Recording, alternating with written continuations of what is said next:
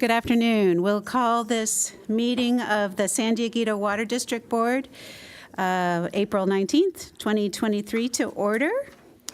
Could we start with a roll call, please? Board Member Blackwell? Here. Board Member Ehlers? Here. Board Member Hinsey? Here. Vice President Kranz? Here. President Lyons? Here. Record will show that all members of the board are present, and please note that San Dieguito Water District Board members receive an independent stipend of $100 for convening water district meetings pursuant to San Dieguito Water District Resolution number 89-07. Thank you, City Clerk. Let's please stand for the Pledge of Allegiance. Ready? Begin. I pledge allegiance to the flag of the United States of America and to the republic for which it stands, one nation, under God, indivisible, with liberty and justice for all.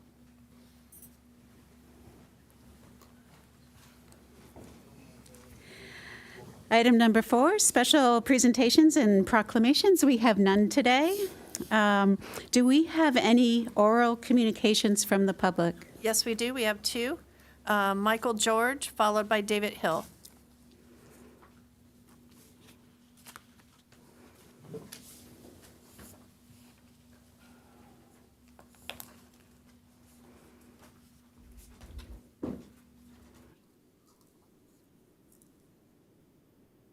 At 1703 Gascony Road in Encinitas in the community called Skyloft. And I'm here today to address, I was here once before to address you about low water pressure on Gascony. Just to give you a little bit background, a couple of years ago, we were putting in a handicap ramp on a sidewalk, and we had to move a backflow. And when they tried to move the backflow, they found they couldn't turn off the water, no matter what they did. And this caused the city to come in and inspect it. And anyway, it was determined that our backflow was out of code, and it had to be replaced. And the city recommended backflows to the vendor, and we put them in and replaced them. We have 10 meters, so we have 10 backflows. The homeowners do not have individual meters on their houses. So the homeowner association pays for the water, both for the personal use and for the landscape. And so as you know, the backflow's there to prevent the landscape water getting into the drinking water or the water that we use in the house. Well, anyway, after that was done, part of our community, and I'm one of the houses affected, ended up with very low water pressure. And I have met with the management at the San Dieguito Water District over this. They gave me an explanation. They gave me an explanation of what was going on and things like that. But I'm just a layman. I don't know about water and backflows and gates and valves and all that stuff. Okay, I'm just a common person with common sense. So it was explained to me that the water comes down Gascony. And then Gascony is about 314 feet above sea level. And then it's looped down to another street that we have houses on called Burgundy, which is probably about 75 to 80 feet lower than Gascony. And it's a loop system. So I asked the question, well, wouldn't the water feed by gravity? Wouldn't it come down Gascony and then flow down to Burgundy? You'll have to get the rest of the answer to that. Thank you, Mr. George, for your Come back input. for the next installment. Thank you. David Hill? Can I ask a question? Have we done research into why they had a drop in pressure? Well, usually when you install your backflow preventer, it does. impact the pressure in the neighborhood. And this was not to code, the backflow preventer, so that we had to ask the association to go ahead and install one. And we met with Mike at one point in time, I think 2 months ago, and we told him that the only solution to the problem would be installing a pump in order for them to raise their pressure. Any other thing? Well, I don't need any more detail. I wonder Okay. maybe if the president could work to get more information so that, whether it's through a memo or whatever, so we understand what the situation is and if there's a resolution to it. And specifically, if his pressure dropped to the point where it doesn't meet standards, I'm not sure whether there are standards for water pressure. No, it's the backflow preventer is the one that we installed that caused a pressure drop. Yes, there is a standard for the pressure in the neighborhood, depending on fire flows. Since this isn't on our agenda, I will take my director's advice and follow up with you, General Manager. Yeah. So we'll proceed with oral communications. Thank you, Mr. Hill. Okay, good evening, everybody.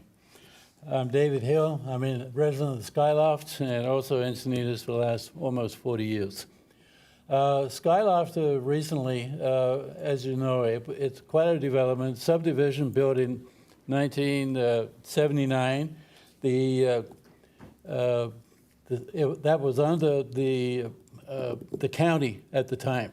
So they approved all the water distribution lines as well as the sewer lines. And so everything was happy and hunky-dory, okay, for many, many years. Okay. Now come to the fact is that, as Michael said before, that they had to change part of the handicap ramps on one side of the street. And since we have 10 loops, which was approved by the county back in 1974, and I have the drawings for all that stuff for what good it's worth, but be that as it may, they already put the irrigation, they backed into it back in 1982. That was part of the Uniform Plumbing Code at the time for residential environment and subdivisions. So we upgraded the irrigation system to a regular backflow, low pressure. I think it was a single, maybe it was a double backflow, I'm not quite sure. So come back 2 years ago or so, we had to change out the handicap ramp to meet new compliance for the ADA requirements. It's on the hill. Why we had to do it on the hill, I don't know. Like a 20% grade. That doesn't make sense. But be that as it is, they couldn't shut the water off totally because of the 10 loops, and they all feed into each other. And then the city came in and the water district said, hey, you probably got a backflow or cross-contamination somewhere. No, there's just not enough shut-off valves, and it will drain. But they didn't have enough patience.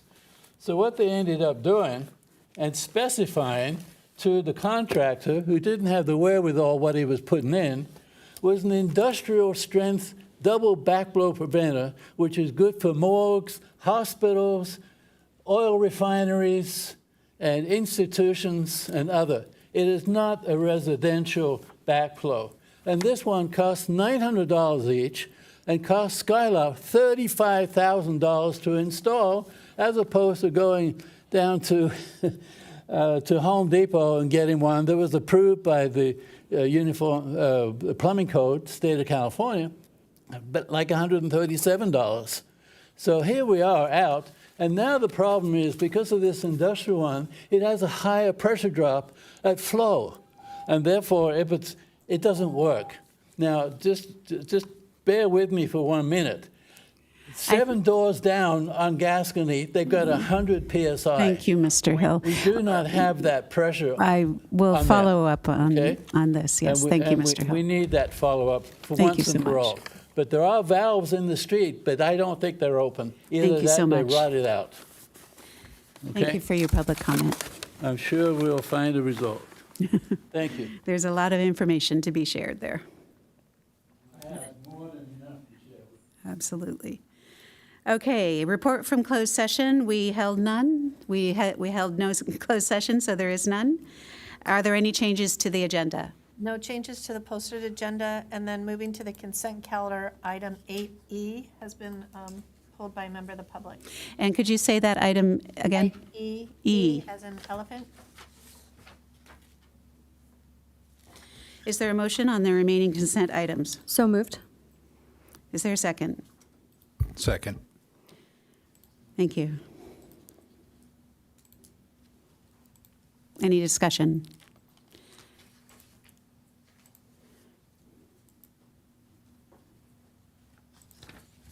Motion carries unanimously, and that takes us to item 8E. And we do have one speaker with a time donation, and that is David Hill, with a time donation from Michael George. All right. We'll go ahead and take our public speakers, and then we'll see if there's a staff. Do we want a staff report before the speakers? Mr. Hill, would you like a staff report? Would you like a staff report to have staff overview this item before you speak? That would be nice. Could I get a chance to read it? It'd be oral. It would be an oral report. Okay, fine. Thank you. Feel free to sit down until, All and right. then we'll start the public comment. Thank you for your flexibility.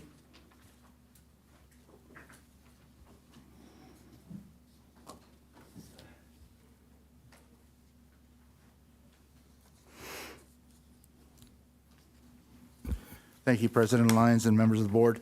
The item before you is the District Resolution 2023-05, amending Article 18 of the Admin Code.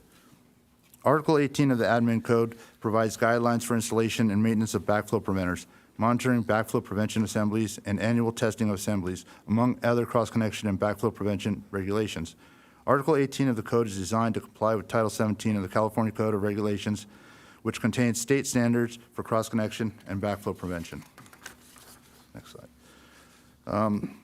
Recently, staff reviewed Article 18 of the Admin Code with assistance from the State Water Resources Control Board Division of Drinking Water and BB&K Legal Counsel, and identified updates to Article 18 of the code to better comply with the state's cross-connection and backflow prevention standards set forth in Title 17.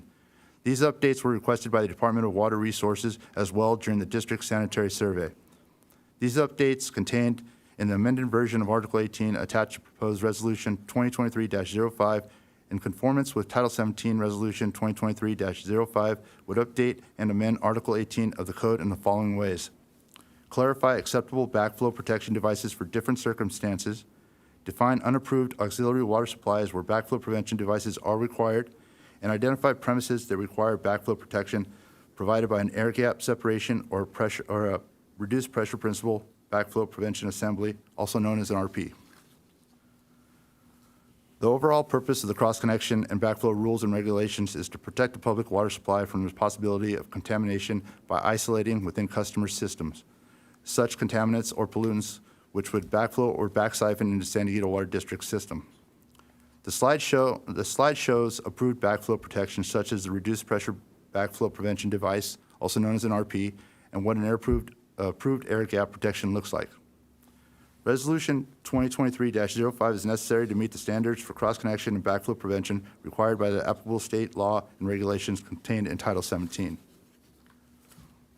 The recommended action, in conclusion, staff is recommending the Board of Directors adopt Resolution 2023-05 titled A Resolution of the Board of Directors of the San Diego Water District amending Article 18 cross-connection and backflow prevention of the San Diego Water District Administrative Code. At this time, we can answer any questions the board might have. Great, thank you, Manager Gonzalez. Does the Board of Directors have any questions for staff? Okay, let me just summarize, and then we'll call public speaker. Just my comment is that I understand that this is in response to the state requirement. Yes. Okay, and thank you, Mr. Hill. Would you like to speak now?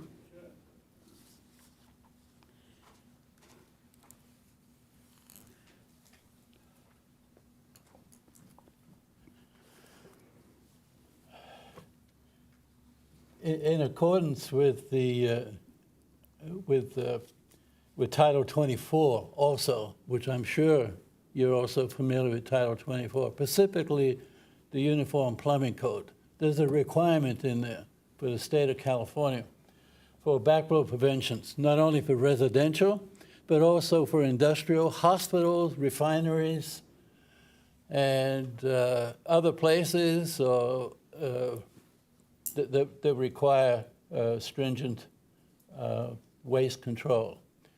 And what I want to make sure is, and whether you've read this or not, or someone needs to address, that you cannot impose on residentials the same standards of requirements as industrial, morgues, hospitals, and refineries, even though we do not have any refineries here, because you cannot have the people installing these double low pressure double backflow preventers that's going to cost $900, which is what we did through Skyloft, and impose that on the community at large, where it's a single residential. It cannot be. So it has to be defined. Whether the subdivision has 2 meters, 3 meters, or 4 meters, you need to define that and specify, and also call out the Uniform Plumbing Code or Title 24. So the people in compliance, there's no issues, I don't believe, in anybody understanding that. But also, if you're going to enforce this ordinance as a retroactive for homes, then it needs to be addressable only for the residential and not for the industrial application. I do believe that there's missing language in there that needs to be refined or defined not only for industrial applications, but also for residential. The air gaps, I understand, and all that stuff in irrigation. But I think you need to be a little homework rather than a surprise for some people where they have to comply with a heavy hand by the Lucado County Water District. It was, and they were indomitable in their determination in order to enforce their action on Skyloft, and that's really what upset us greatly. Thank you. Oh, thank you. Any additional discussion? I do. Oh, okay. You Yes. probably want to put on the floor. Oh, okay. Thank you. Thank you. Vice President Kranz. There was a picture up there of some backflow preventers. Can you put that back up?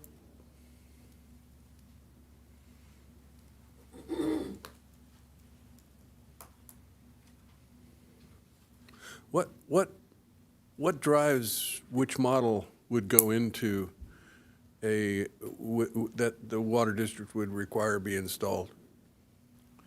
It would be determined basically on the service size coming into the property and how big of a development it's hooked up to. The Skyloft area where Mr. Mike George lives, it's a 2-inch water service that feeds 11 units. The pressure there is 42 PSI, so the backflow dropped it down. It's feeding 11 units plus their irrigation, so that's why they required the RP backflow device. So it was based upon code standards, or Yes. and we didn't just willy-nilly say you're going to get the most expensive Cadillac No. version backflow No. preventer. Okay. No. So we have these guidelines that we work from when it's determined that a backflow preventer is necessary. Exactly. Okay, And these thank you. guidelines, I'm sorry. Thank you. Board Member Ehlers. Yeah, continuing with Board Member Kranz's questions. You said it was at 40-some PSI, and how much of a drop do you get from a double? What is it? Is it a double check valve? Is that what we're talking about versus a single check valve? I think that's what he was referring to, yes. Yeah. So, and what kind of difference? Like, how great of a drop do I get from 2 versus a double versus a single? It depends on what you're actually feeding, because it could go anywhere from 5 to 10. And also the properties that the water is serving are going up to 2 stories, so that adds up more height to it. Okay. So it's past the meter, the customer's responsibility of everything that goes on there with the pressure. So at the meter, what is our minimum pressure? At the meter, it's 42 PSI. 42. Yes. Okay. And so with the check, and is the check valve on our side or their side? It's on their side. So we're providing minimum 42. There could be a 5 to 10 plus a lift in there too to get up to another story. So it could drop another 10 to 12 PSI easy, Yes. but still be in the Yes. low 30s or something, which is low, but not non-functional. Okay. Looking at the document and the changes, and I'm just trying to understand, like, and the one that caught my eye was page 19, where you crossed out the red line is crossing out the double check valve. Are the changes here in any way associated with what happened at Skyloft? No, these are actual changes that are actually happening through the state. They are actually coming out with a cross-connection policy control handbook that's going to possibly supersede Article 17. So Okay. once that happens, we will be following that guideline. And would any of the changes in this document have changed your policy on what you required of the 2-inch at Skyloft? No. Okay, thank you. Yes, Vice President Kranz. So back to that right there,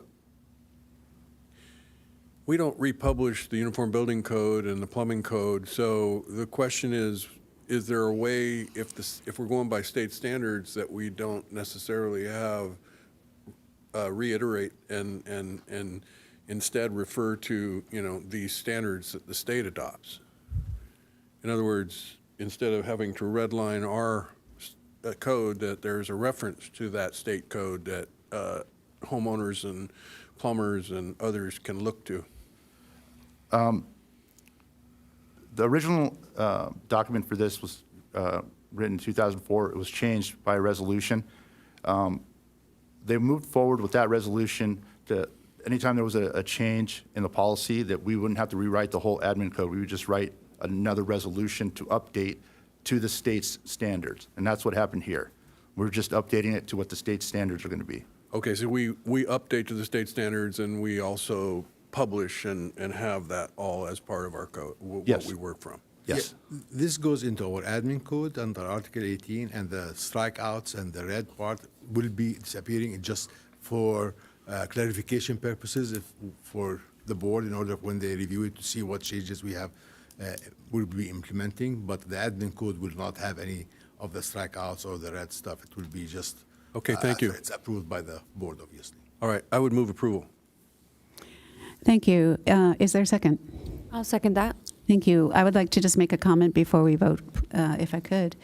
Backflow preventers have been required on homes and also irrigation systems. However, irrigation systems in the past have been, you could also use a vacuum breaker. But this is for consistency with the state requirements, so I'm definitely in favor of it. But I do want to kind of just make the point that if there's a situation where there isn't a functioning backflow preventer, or there's a situation where there is no backflow preventer, and then you have to bring in a backflow preventer, and also compounded by you're located in a place where there's low pressure in your community, the solution may have to be that you need a pressure pump. And that's a reasonable solution that many homeowners, if they are adding a backflow preventer or a functioning backflow preventer, may have to consider. That's in my experience designing systems, that's the way you solve that problem. But I don't know, there will be probably other communities that may have comments because they're experiencing lower pressure now with new backflow preventers. But this is to protect the public health and also individual health, and so let's call for the vote. Motion carries unanimously. Thank you. We have no action items today, but we are lucky to have 2 informational items. So we'll move to 11A, Water Resource Update. Contact person, Water Resource Specialist Han will present. Great. Thank you, President Lyons, directors of the board. The water resource update for you today. Just a brief overview of what we'll be covering in this update. We'll be going over the supplies, the demands, and the policies. The big takeaway from this report would be, the last water resource update that we gave to the board was back in November, and that was a very different hydrologic cycle than what we received. So yeah, that's going to be the main takeaway from the presentation today. Some graphics here for you to take a look at. We have the drought monitor, and so you can see the difference that we're seeing between September and April, given the massive amounts of precipitation we got through the atmospheric river systems. And that's what's pictured in the top right. This is an atmospheric river that hit the Pacific coast in early January. A lot of those systems, I think we got hit with double-digit numbers of those atmospheric river systems this winter. And so that's resulted in a large snowpack, which you see the photo here, was taken from the snow survey in April by DWR. And we'll be talking about the water supply benefits of this precipitation, but I also do want to recognize that there were a lot of communities that were adversely affected by these weather systems in the headwaters and also in flood-prone areas. So moving on to our supplies, our imported supplies, specifically on the State Water Project, you can see how the allocations have changed over the time, and also how the elevation at Lake Oroville, which is the main storage reservoir for the State Water Project, and how the capacity has changed on that as well. Also, the most recent snowpack survey turned up nearly 190% of normal for April 17th. And on the right, you can see the graph to see where we track amongst the record highs and the record lows and the average, which is shaded in blue. Moving on to the Colorado River, we didn't see as much precipitation in the Colorado River system as we would have liked. Most of that happened in the state of California, but nevertheless, there is a little increase in the inflows into Lake Mead. The snowpack looks relatively healthy in the headwaters as well. And a little bit of news for you is that the U.S. Bureau of Reclamation continues to support a consensus-based agreement between all the basin stakeholders. And they released a draft EIS April 11th, which explores 3 actions the Bureau of Reclamation could take in the absence of a consensus. Moving on to our local supplies, where we had a lot of precipitation as well. You can see just through the first 3 months, the totals there and how different those look, over the past 4 years. I've also highlighted the precipitation figures for 2023 at the Palomar Airport, and those are just ridiculously large numbers. January through March in 2023 is more rain than we've received in each of the years in 2020 through 2022. Moving on to our demands, you can see our conservation numbers because of all the precipitation. We are hoping that people are not irrigating their landscapes during rain events. And so, we have some conservation within the system. The RGPCD figure is a residential gallons per capita daily number, and you can see that that's been decreasing as we've been receiving the rain. Our waste reports have been going down as well. And then also our just overall system demands have been decreasing, and you can see a breakdown in the hydrograph on the right-hand side. That's a question about that slide. That category of landscape irrigation, is that recycled water? How do you know that that's landscape irrigation? Yes, so we have landscape meters in both potable and recycled. So yeah, dedicated irrigation meters. There would be a size threshold that would require that they input a dedicated irrigation meter. One other question. The percent conserved, is that based on what would have nominally been or a previous trend or something? How did you calculate that number? So this is based on the emergency drought regulations that Governor Newsom put in place. And per the regulations, we are to compare our water usage to the water usage in 2020. And so that was used as a baseline year. And so we take the number and compare it to the month in that year. All right, and moving on to some of the policy news for you, the executive order and the emergency drought regulations are starting to be peeled back. This executive order that was released recently ends the requirement that we are at voluntary 15% conservation targets. It also ends the requirements that local agencies implement the level 2 demand reduction actions, which we have done here. But it does maintain the ban on wasteful water uses, and so staff will continue to message those uses, and also it also retains a state of emergency for all 58 counties, just in case we see any changes.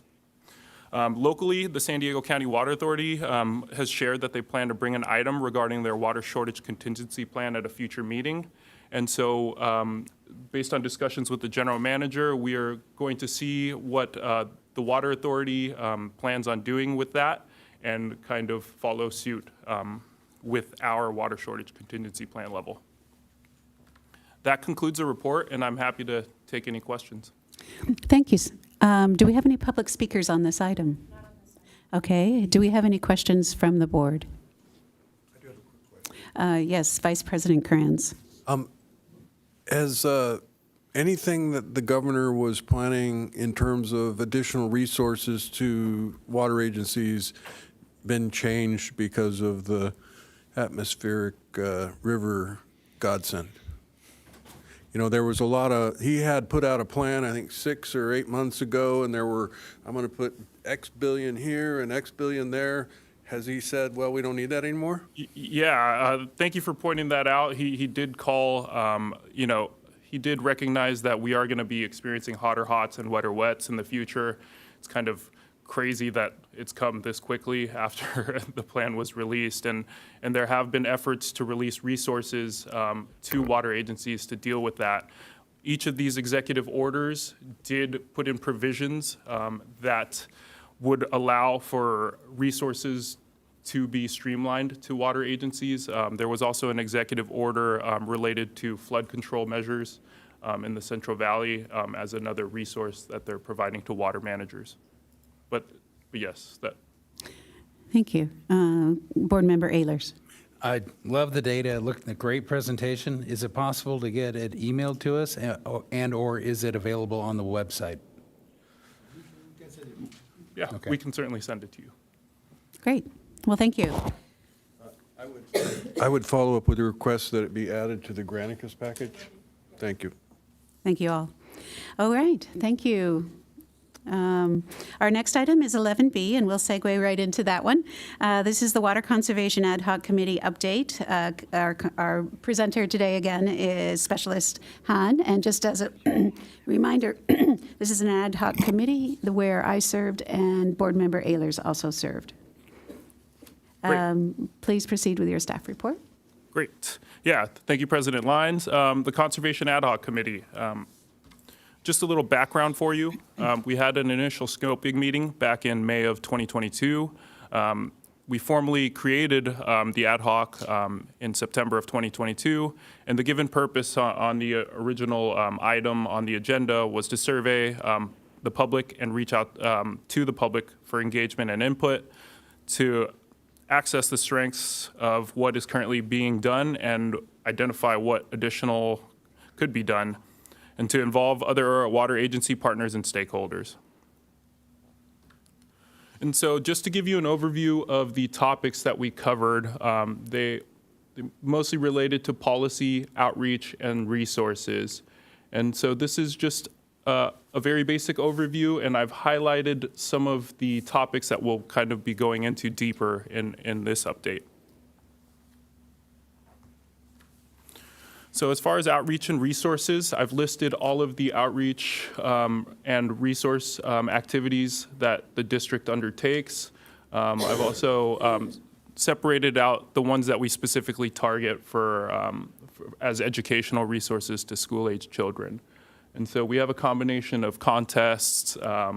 We have outreach methods like our newsletter and social media. We also rely on the city to help us with that outreach with the city's newsletter and their various applications.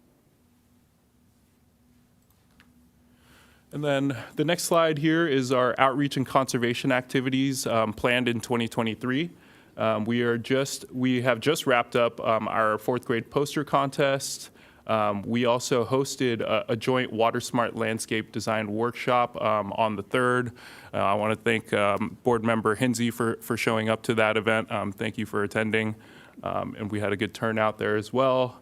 And just a couple other the events that we have planned. Then moving on to the San Diego County Water Authority Public Opinion Poll. This was a public opinion poll that the County Water Authority undertook at a county-wide level. And so this was used to gauge customers' preferences on conservation and also the cost and value of water. I've listed some of the takeaways here. That awareness of drought and water reliability concerns have increased over the past 3 years, but still not top of mind for most residents. Most residents have taken multiple actions to conserve water, including fixing leaks, running full loads, and irrigating less. 2/3 of residents feel they can do a bit more to conserve water, but when asked about specific actions and whether they will realistically take them, there were few respondents that agreed with that. And just the recognition that water is important in our economy was also a takeaway as well.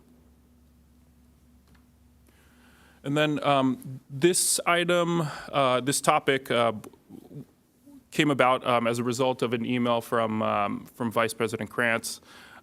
This was regarding customer purchased flow monitoring devices, and we covered the benefits of devices such as these. And just to be brief, these provide customers with usage information with high data resolution. They get close to real-time information, and they also can receive leak alerts if there's leaks happening on their property. This is a great product for customers to conserve water at an end user level. As far as what the Water District is doing to improve customer data, provide real-time information, and provide leak alerts, the Water District is making progress in assessing the feasibility of advanced automated infrastructure, advanced metering infrastructure. It should say AMI. And AMI would be able to provide the same customer benefits listed above and would also have the additional benefit of providing us billing information, which is kind of important. And so, yeah, that's what we discussed about the customer purchase flow monitoring devices. That concludes the report, so I'm happy to answer any questions. Thank you. I don't see any speakers yet. Yes, Vice President Krantz. To hog all the speaking time. I appreciate the shout out for that thing. It does seem that it might be worthwhile to make that information available to our customers until such time as we have that advanced metering system. I also want to give a shout out to Russell Levan, who forwarded it to me, and I think that there's probably nobody that's been in the fight to conserve more than Russell. So thank you, sir, for keeping me in mind. And I'd like to interject to ask if there are any public speakers on this item. Yes, there is. We have one, Russell Levan. Okay. Surprise. We jumped ahead a little I bit, could have Russell. saved all those kudos until after you were done demonstrating No, I just how gotta go. smart you are. Thank you for those comments. And I'm Russell Levan. I wanted to address some of those things after I heard the report. So I'm glad to hear that you did discuss the Flume product. And my question was going to be, when would we be switching as a water district to the AMI? Because this can help right now. There is we've arranged that through this, if you order your Flume through the Solana Center, you get a $20 discount. And then there's a $100 rebate through the MWD. So your product costs $80. What this does now, today, in real time, is I'll give you an example. My neighbor, I convinced him to get one. And we installed it today. And 3 hours after we installed it, he called me and said, I don't understand. I got a leak alert. This is today. This is like a few hours ago. And he said, it's saying that I'm losing 0.02 gallons per minute. Pfft, who cares? So my example is 0.202 gallons per minute. If you multiply that out, basically becomes, let's see here, what was it? A gallon every 50 minutes, that's 28.8 gallons every 24 hours, and over 365 days, that's 10,512 gallons. So 0.02 turns into 10,000 gallons. If you multiply that times, let's just say, and I picked a number out of the air, 150 houses that probably have some tiny infinitesimal leak. That's a whole lot. 1,576,800 gallons a year. And if you used my house as an example of how much water I use, that would cover my house for 43 years. So I think getting some of these into the community would be super beneficial tomorrow. If there's any way we can encourage it, I would love to get a sample board that shows that there's literally no plumbing to do. You marry these two items together so that the sender sends a signal to the receiver, and at any moment I can see how much water I'm using down to the minute. It also sent me a leak alert last November, and in 2 hours I'd used 343 gallons of water, and it was just that the flapper valve didn't close on the toilet at my house. It's amazing how much it adds up. The other thing in 10 seconds is compost. I think that we should have compost pickup sites throughout the city so that we can get local available compost, whether it's, I really mean mulch as well. So when the tree trimmers are trimming, if we could get that to conserve water in our yards, it'd be very helpful. Thank you. Thank you. Thank you for coming. Next, I've got Board Member Ehlers. Yeah, thank you. And to pile on again, I think I talked during the conservation. I actually have designed and worked on these type of products exactly in home automation. So Flume was a new approach I hadn't seen before. And so I looked at it, and they've got a great online white paper from Marin County, where they have, Marin County Water Authority has 200,000 customers. They got about 1,600 to take this. They did do an $80 rebate, so the Water District offered a rebate. So that's something we could consider in the future. It's available on Amazon, and so I love reading Amazon reviews, and it got a 4 out of 5 review. Battery life, I've seen mixed reviews on the Flume. There's Flume 1 and Flume 2. They do the same thing. The Flume 2's got better battery life, but they can be anywhere from, they claim 2 years. And in my business, I've always found whatever's claimed, take it, cut it in half.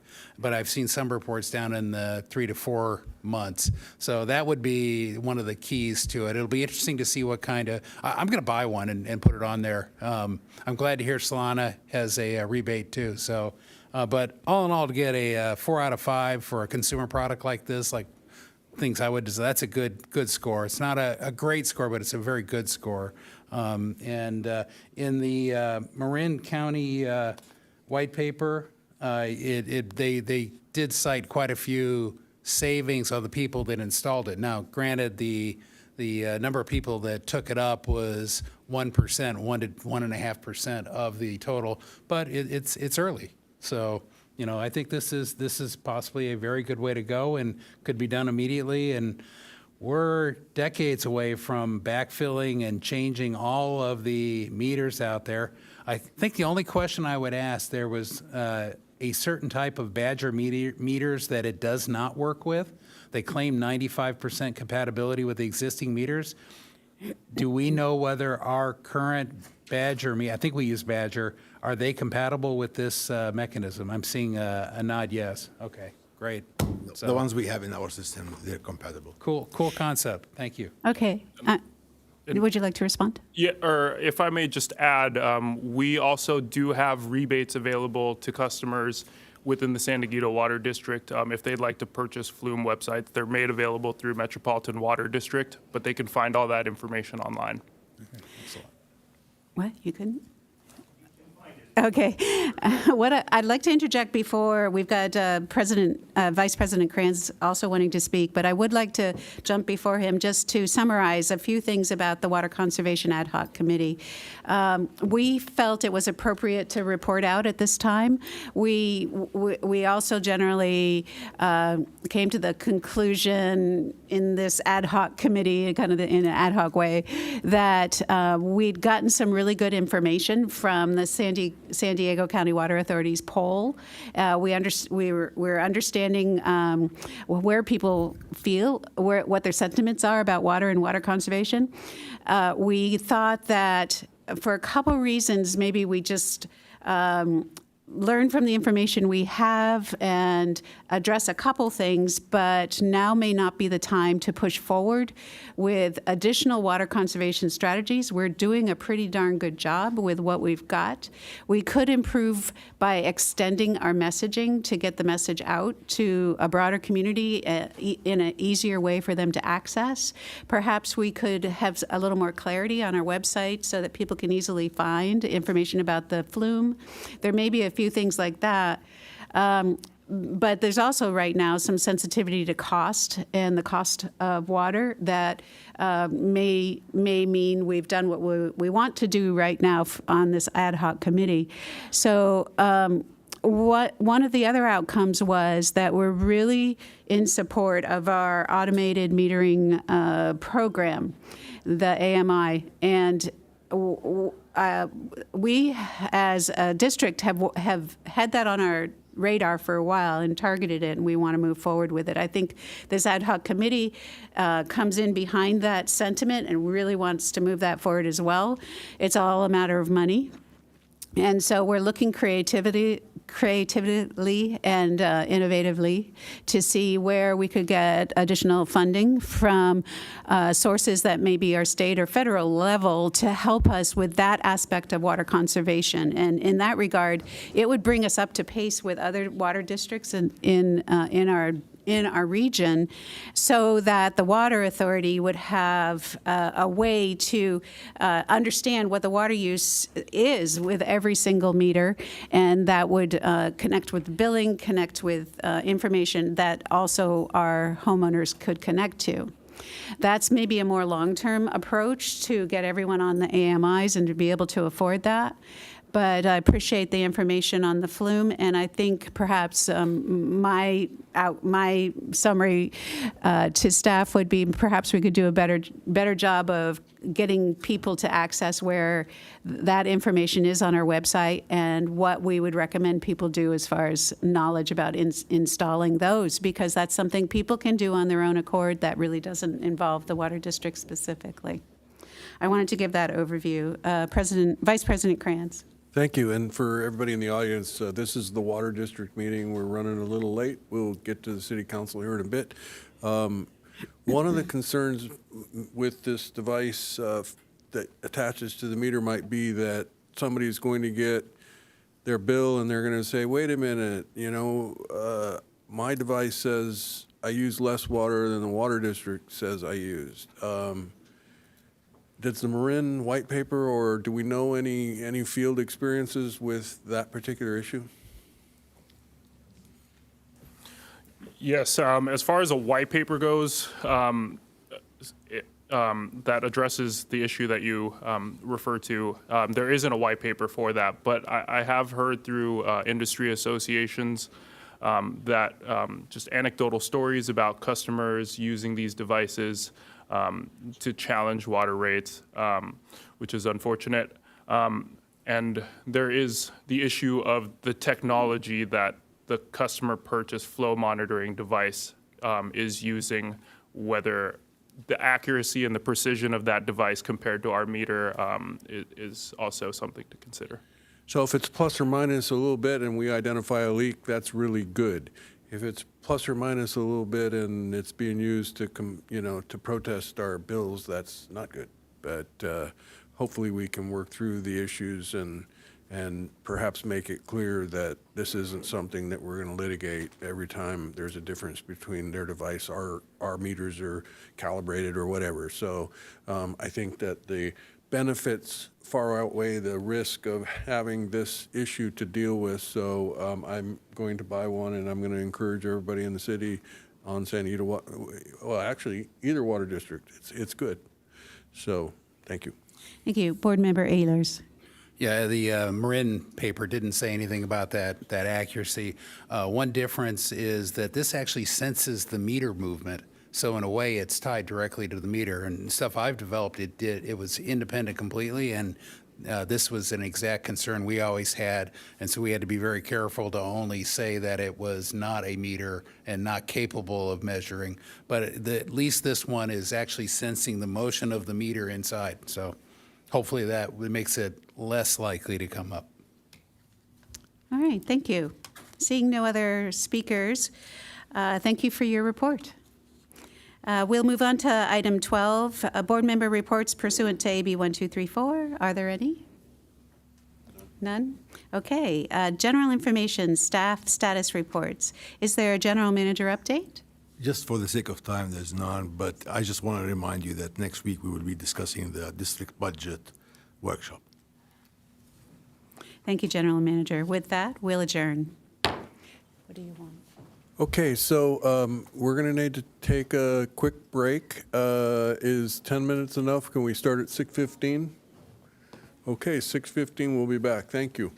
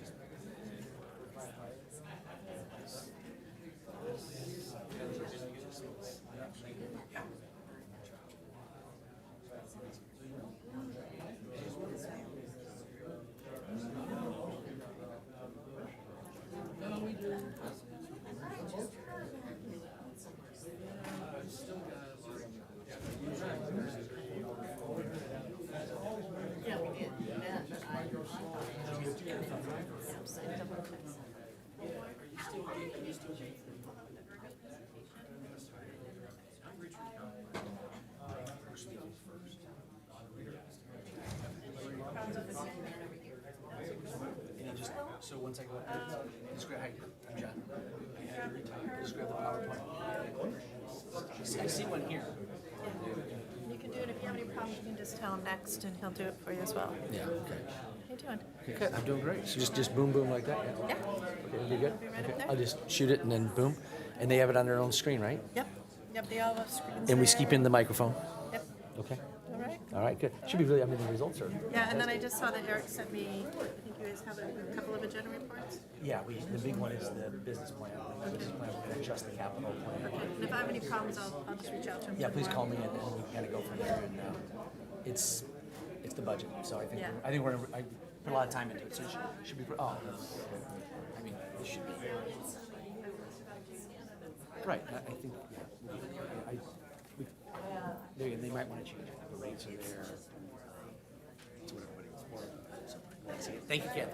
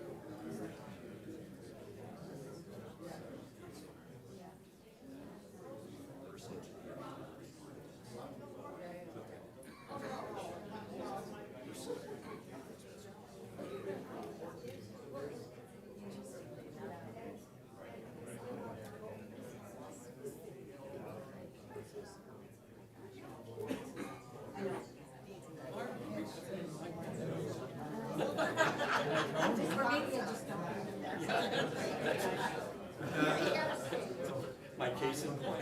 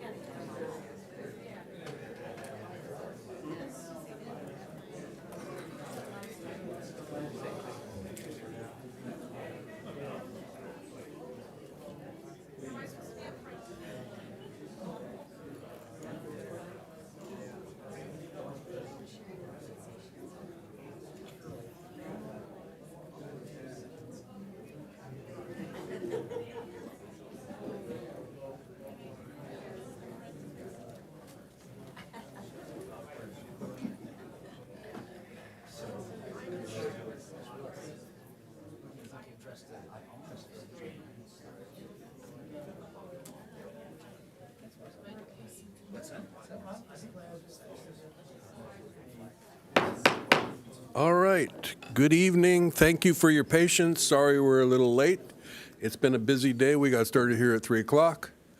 So we've had a special meeting, we've had a water district meeting, and here we are in our regular meeting, which I would like to call to order this regular meeting of the Encinitas City Council for Wednesday, April 19th, 2023, and the time is 6:21. Would the clerk please call the roll?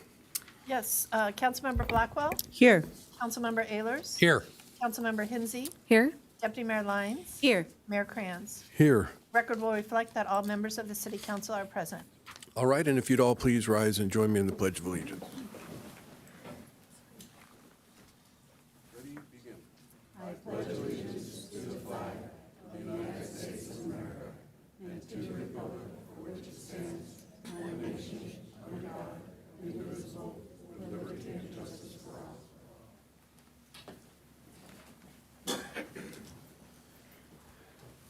Okay. We do tonight have some special presentations and proclamations, and first up is the Encinitas Ranch Golf Authority presentation regarding the Encinitas Ranch Golf Course, and John McNair and Rich Hauk, I think, are going to be involved in that presentation.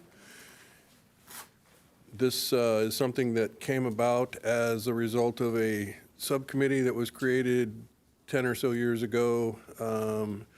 We asked that they come present and give an update to the council and the community on operations at Encinitas Ranch Golf Course, the home course. We're ready. Thank you, Mayor Kranz and Council. Thank you for having us here tonight. My name is Richard Hauk. I live at 25 25th Street in Liebenhain, and I've been a resident of the city for 65 plus years. I'm here tonight as the chair of the Encinitas Ranch Golf Authority and would like to thank you for the opportunity to present an update on our wonderful community asset, the Encinitas Ranch Golf Course. It was my privilege almost 30 years ago, as chair of Park and Rec then, to serve on the task force that planned the golf course. And as you will hear tonight, Encinitas Ranch has been an extremely successful operation, as well as an outstanding enhancement to our community. The Encinitas Ranch Golf Authority, or otherwise known as ERGA, is a joint powers authority created to oversee the golf course and consists of a 5-member board. We have from the city, our city manager, Pam Antle, is on our board. City Parks and Recreation Director, Travis Carlin, City Engineer, Jill Bankston, and then we have 2 others, a representative of the developer, who is Cindy Jacobs, and an individual selected by the city manager, which is myself. In addition, there are 2 non-voting board members, a representative of the CFD, the Community Facilities District, as you know, that is linked into the performance of the Encinitas Ranch Golf Course, and that is Dick Stern, and a representative of the golf course developer, and that's Chris Calkins. We'd also like to recognize 2 city staffers that have been invaluable to their contributions to ERGA. That's Teresa McBroom and Kathy Hollywood. They do an outstanding job and make it a well-run board. Full disclosure, thanks to Kathy Hollywood. So, the most important lesson I've learned with Kathy is that the meetings are recorded, and she explained to me when the red light is on, you shouldn't say those funny cracks. So that's all. You know, our success starts with being well managed.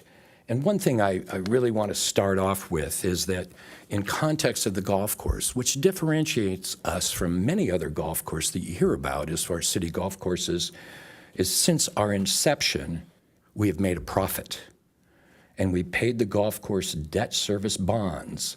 The golf course is a self-supporting operation, no funds from the city, and does not depend on any of the city's general fund. I mentioned that our success starts with being well managed. We have been fortunate to have JC Resorts as our only management company. For the remainder of the presentation, I'd like to introduce the Chief Operating Officer of JC Resorts, a gentleman who's been with us and helped plan the course since the beginning, and the Chief Operating Officer of JC Resorts is John McNair. He'll continue the presentation. Thank you. Thank you, Chairman Hauk. There again, my name is John McNair. Slide's not. Okay. I'm going to start by reviewing the fiscal year financial results for 2021-22.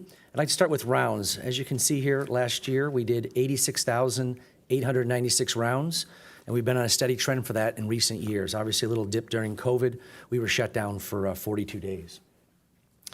Proceeding on, I'd like to talk about revenues from last year. We had a record revenue year, broke the $7 million mark at $7,106,000, which exceeded budget by $1,320,000.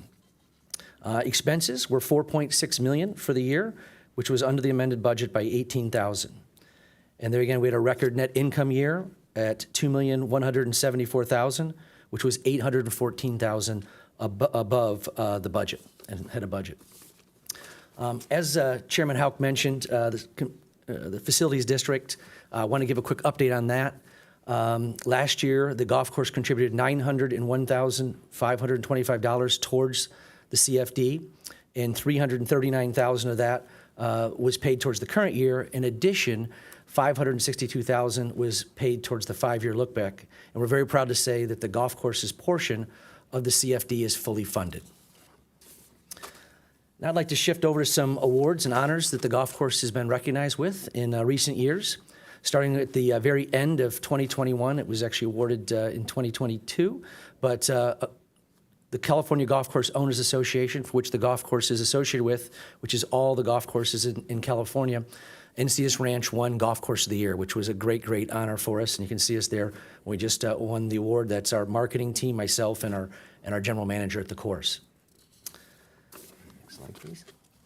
In 2022, the Southern California PGA, the San Diego chapter, awards a Merchandise of the Year for the public courses, and Encinitas Ranch won that. As you can see, a beautiful golf shop there for those of you who have been in it. We were very proud to win that award here in San Diego County. And then the next thing I wanted to touch base on is in 2022, the Encinitas Ranch PGA Junior League team, led by our teacher, John Mason, who's been at the property since the very beginning of the course being built. We got second in the entire country. And what PGA Junior League it's about 60,000 kids participate in this program throughout the country. And it's the PGA of America's flagship program for juniors and its foundation. We were proud to get second place in 2022. It's televised on ESPN, and that's why it's just such a big honor for not only the kids that participate and our coaches, but also for Encinitas as a whole. And as you can see there, we also won in 2015 and 2018 as well. And really what this is a testament to our player development programs. Last year, we gave over 30,000 lessons last year at Encinitas Ranch, which I would challenge any 18-hole public course in the country that gives more lessons than that. And that's how we're able to build these teams up that win these national championships. So it's a great honor for John Mason and his team, the golf course as a whole, and even the city to be televised on ESPN for those championships. And then the most recent award in 2023, in January, the golf course was awarded by the National Golf Course Owners Association Golf Course of the Year for the Western region. And so this consists of all 17,000 golf courses throughout the country, and we won the Western region, which is just a big, big honor to be associated with those courses. For example, the course that won is Kohler, Wisconsin, which is a $300 million resort and hosted the Ryder Cup 2 years ago. And we're in that league, considering the golf course was built on $7.21 million, and that took $300 million to do it. So it's just a great, great honor, basically a testament to the entire team and what's happening there at the golf course. And then the last slide, if I could, please. Believe it or not, for those of you who've been around Encinitas for a long time, Encinitas Ranch celebrated its 25th year on March 1st, 2023. And not only is that a monumental task in itself, but we've hosted over 1.7 million golfers since its inception in March of '98. So it's a great, great honor, and the golf course just continues to keep thriving. And with that, we had some flags for certain VIPs, and everyone here is included with that. So let me hand those out real quick. I think I have the 20-year flag that you had up there, yes. Yeah. Thank you.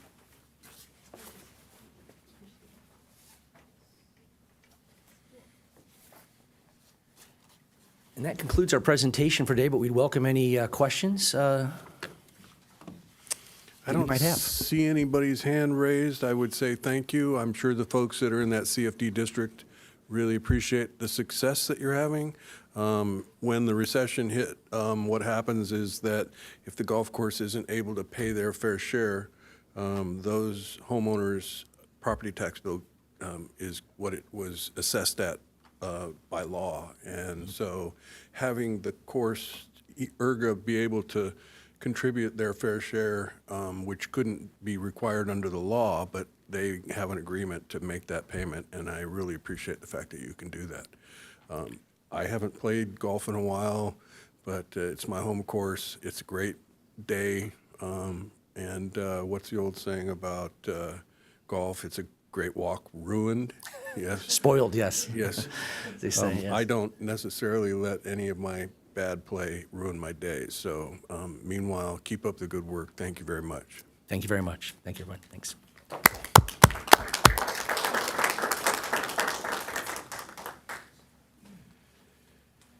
Okay. With that, I am going to ask that Captain Lawrence, our new leader at the Coastal Sheriff's Substation here in Encinitas, give a presentation, quarterly update. safety. Thank you, Mayor, council members, city staff, and the public this evening.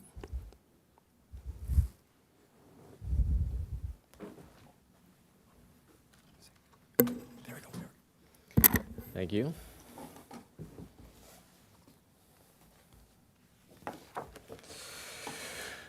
So again, this is the quarterly update to the public safety as it stands with Encinitas for this year to date compared to last year. So the purpose of this presentation also includes an update on crime statistics, projected crime trends, recent successes, and foreseen challenges as we move through the year. So I'm happy to report violent crime so far this year compared to last is down by 35%. Our sex offenses increased by 1 instance, and when I mention the sex offenses, it's up to 4 this year, but all of them are domestic violence or familial related. So these are not stranger sex offenses that we would worry about in the community. These are some that unfortunately we can't necessarily prevent. These are involved in domestic relationships. So some of the strategies that I like to highlight that were worked on by 2 of the deputies that are in this room as well, Deputy Wells and Deputy Esquer. They're members of our COPS team. They're members of the HOPE team as well. They're very hardworking deputies, and they were involved in some of our impact projects. And our impacts are how we judge what's going on in the community month by month, how we were going to address certain trends that are bubbling up. And so what we're able to do so far this year to prevent some of our violent crime was high visibility patrols in our downtown area. We've conducted operations with alcohol and beverage control. We've utilized some of our undercover assets through our criminal intelligence unit, as well as DUI enforcement. And the DUI enforcement takes those that are a little over the inebriation level that we'd like to see them at out of the picture to prevent any fights or instances of that, especially in our downtown region. And as you can see, over the last 6 years, we've seen an overall decrease. We had a little spike in 2019, down in 2020 because of COVID, and a very successful last year in 2022 with our violent crime overall rate. I'll move over to property crime. Even though you see some of the nationwide news with some of the crime sprees that are happening in other areas of the nation, thankfully I'm able to report that we're down 25% so far this year compared to last. Our burglaries have decreased by 38%. Overall, larceny is down 11%, so this would be thefts from vehicles, shoplifting events, things of that nature. Our auto theft is down by 46% currently, although we did see a spike this last month where we had 10 auto thefts, and that was due to a crew that was operating in our area that were targeting trailers specifically that were parked on the street, left unattended, unsecured with hitch locks, easy targets, unfortunately, and they were taken advantage of. Our fraud, which is mostly our internet-based fraud, is up by 14%. So that's the one downside that I have to present on tonight related to our property crime. This is hard for us to combat. This is generally a target of our federal partners, reducing especially nation-state actors such as Russia and China trying to take advantage of our citizens either through phishing schemes, through emails, or other avenues that are usually online. And they target a myriad of demographics, so it's not just the elderly, it's not just the rich, it's everybody that falls victim to these. So we've been working with our media relations department and just the media in general to try to get more of the focus out there. I know all of the social media platforms have taken steps as well to try to reduce this as much as possible, as well as public and private entities to put up stronger firewalls and constantly combat the intrusions that we see. But unfortunately, they're still making their way through and they're on the rise. Some of the strategies that we've implemented to achieve this reduction in crime so far this year is the use of our mobile license plate readers. And a good update with our static ones, those should be right around the corner. We're just finalizing our right of entry with city staff, so those should be up and operating on our traffic signals here within the next month, I hope.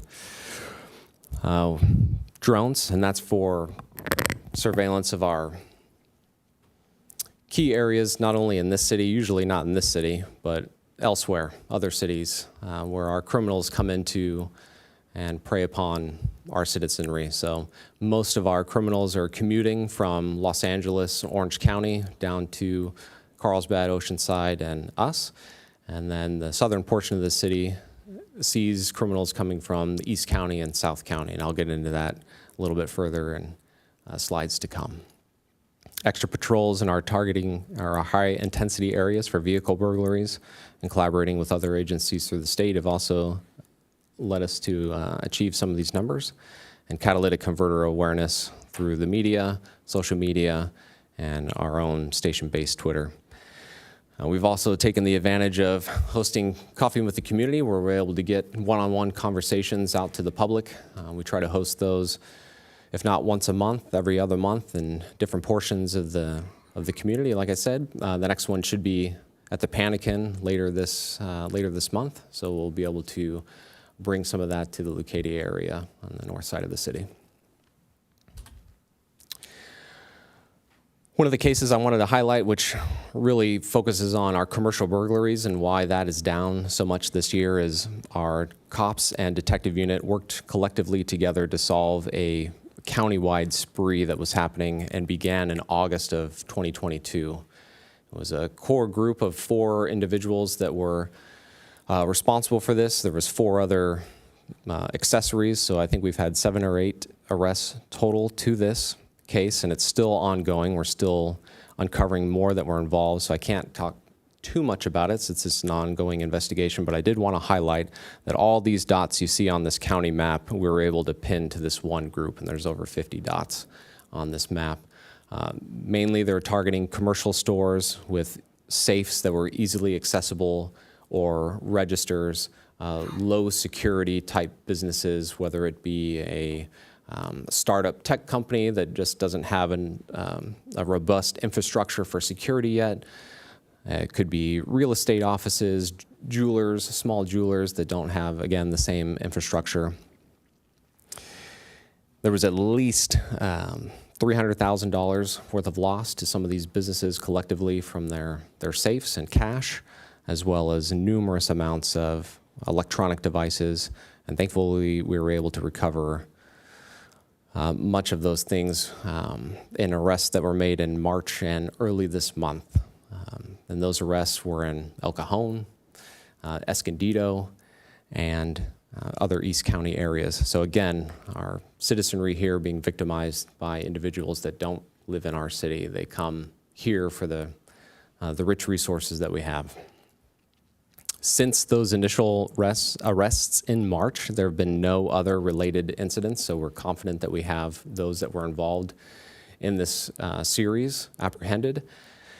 We were able to work with the DA's office. We have a vertical prosecutor, which means this prosecutor will take the case from the arraignment all the way to sentencing. So just one deputy district attorney will touch this case, and it doesn't get handed off at different levels like most cases are handed off that way, and that's because of the complexity of this case and how much they're responsible for. So a great victory for not only the sheriff's office, but the DA's office as well.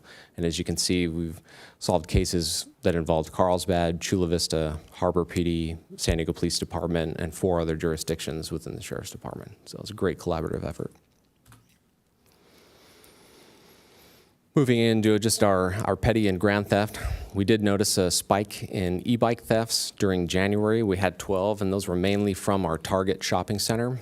Our cops team was able to identify 2 individuals that live in El Cajon who were coming our way and targeting usually the juveniles that would hang out in that area after school. They would leave their bikes unattended and unlocked, and we were able to track them back to El Cajon, serve a search warrant, recover a couple bikes, get those back to their owners, and make 2 arrests. And since that arrest early February, as you can see, it's dropped down to 2 thefts for all of the month of March, and those were at other shopping centers, just unlocked bikes that were left unattended. So we're able to take a significant bite out of that portion of crime in the city. Catalytic converters, we had a significant arrest in December of last year. which led to the dip that you see in January and February. It was a group of 3 individuals that were operating from the Los Angeles area that were coming down the 5 and targeting our residential neighborhoods in the 3 to 4 o'clock in the morning range. Our COPS team shift adjusted to come in extra early, and using our information-led policing on the areas that they were targeting, we were able to set up on specific portions of the city.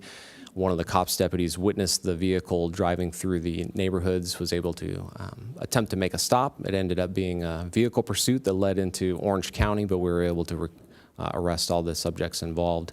That led to a significant decrease.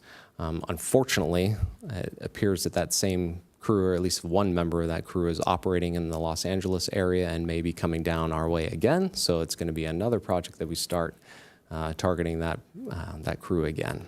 So word to the wise for the citizens that are here: surveillance cameras facing the street, quality ones that can collect license plates or faces that would help our detectives out to identify some individuals that are involved in these cases.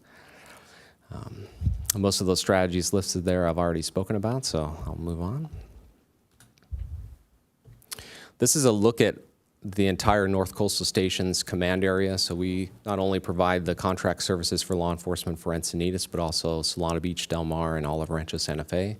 And as you can see from December 2022, when we noticed a significant rise in our property crimes because of the holidays, is typically what draws our criminal element here from elsewhere, knowing that valuables are going to be left in vehicles unattended overnight or during the shopping hours at our shopping centers. We always notice a spike, and because of the strategies we use, we've been able to lower it significantly throughout March, as you can see.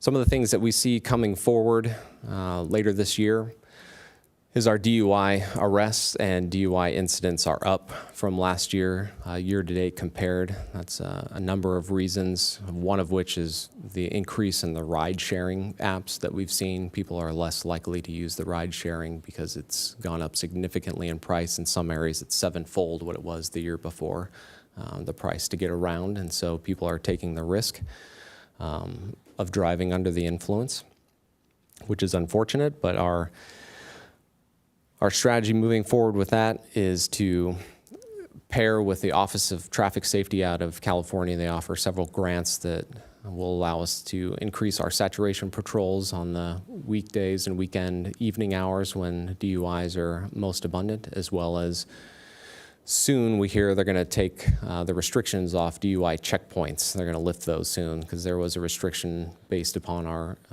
state of emergency with COVID. We weren't able to do checkpoints because of the close proximity that everyone would be in, not only with our law enforcement personnel, but that with the public face-to-face through the windows and a prolonged contact. So those should be lifted here within the next couple of months, hopefully, which will allow us to get back into those again and reduce our numbers of DUI-related incidents.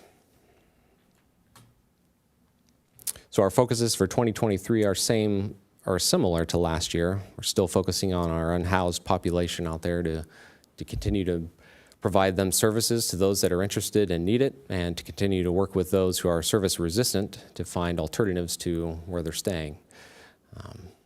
As I previously mentioned in the slide before, we're going to be focusing on our traffic and DUI enforcement to reduce the numbers of incidents and those driving drunk in general, just to make our streets safer at night, as well as our e-bike education and enforcement. We're working with city staff right now to alter one of the city ordinances to give us a little bit more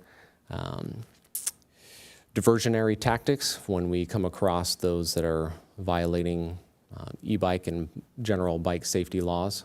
And again, education over enforcement where we can, but sometimes it takes that extra step with enforcement to get the message across. So we'll be using education where we can, but again, we're not worried or afraid to issue a citation when it's necessary. And that concludes my presentation. I'm open for questions. Thank you for your time. Thank you for the presentation, and I appreciate the trends, and I know it's in part due to the hard work that you guys are doing, so thank you for that. Councilmember Hinsey. Thank you. I'm so glad you're here and you're going to stick with us for a while. It's really clear that you are so good at this job and so good with this community, and we're really lucky to have you. I want to thank you, first of all, for your engagement with the e-bike safety. Really giving us those direct recommendations on how to improve our policies is going to, I think, give us a lot of help with making sure that our kids are safely getting about town. I had just 3 points I wanted to touch on, and one is it would be great to see some additional enforcement around school areas for autos that aren't following the rules of the road. We've been spending a lot of time, Mayor Krantz and I, at Pawlicki Central watching pickup and drop off, and it's painful to see how many people are driving against the flow of traffic to avoid the congestion and doing things that are really dangerous for the students who are trying to get to school safely. I too noticed that there was more incidents of DUI before this presentation today, and it's something I am concerned about. And something that will come forward to us in the coming months that we've discussed is the Public Health Commission, made up of residents who will volunteer their time and expertise. And I hope that we can have a strategy that works on all parts of keeping that from taking place in our city, because it's life-threatening to everybody involved. And I was really sad this weekend. I joined a rally at the corner of Encinitas Boulevard and Highway 101 that was put on by the family of David DeLima, who was killed on New Year's Eve right at that intersection. He was on foot and a car just went right through that intersection. And we still haven't been able to find that driver. And so the family is just hoping to raise awareness that we're still on the lookout for the person who committed that fatality. And I know that you're working hard, and probably there's a lot being done to track that person down. But my hope is that when we do discuss our Vision Zero plan that will come back to the City Council in a few months, that you'll be able to engage on that. You'll be able to give us some recommendations. I looked back to see where our red light camera placements will be, and I noticed that we only have 3 legs of that intersection with not red light cameras. Whole different topic we will not get into tonight. But our license plate readers are only on 3 legs of that intersection. And I'm wondering if maybe you'll be recommending a 4th at that time, or if there are other places that we can place those to keep DUIs from, the crime that comes from DUIs to keep that in check. And then the last thing that I wanted to mention is that I'm really glad to hear there have been some joint efforts between ABC and your office, the Alcohol Beverage Control Agency, to monitor liquor sales within our city. And as we all know, we're on the verge of having cannabis retailers as well. And so something I've talked to the city manager about is making sure that we're engaging with the right agency to do decoy operations and make sure that they're just following every letter of the law in terms of who they're selling to and how business is being conducted at those cannabis retailers. So thank you very much. Thank you. Deputy Mayor Lyons. Thank you, Captain Lawrence. I appreciate that you've been working with us for quite some time, and I just want to point out that you have been really helpful to me over the last couple of years through the COPS program to help with what is not traditional policing, but is very valuable resource and effort for our community to help people who are struggling and to help resolve community and personal issues where there's a social worker also involved. So I just want to kind of shout out to that program and how you've been very useful, helpful, valuable to us with that program and to the community in general. I did want to kind of highlight one thing that you mentioned in that it was in reference to the e-bikes and to enforcement, where I think you were alluding to, and I don't need to go into too much detail on this, but you were alluding to there's some things you're working with us on where it has to do with some language that we have in our ordinance that was working counter to all of our values and beliefs about how we should work with the e-bikes and enforcement, but yet there was a barrier that none of us were really aware of until you called it out, your team called it out, and we worked with you to try to remove those barriers to making sure we provide for safety and enforcement with e-bikes. So I think that was helpful, and I would like to encourage you to continue to have that dialogue with us to help problem solve. If there are some things that we can all do better together, then we want to partner with you and the Sheriff's Department to make sure that we're all aligned behind what our common values are for a safe community. Absolutely. Thank Thank you. you, Deputy Mayor. Great. I appreciate all the comments and your presentation. I think one of the things that I want to mention is that occasionally I get complaints about the speed of e-bikers on the Coastal Rail Trail in Cardiff.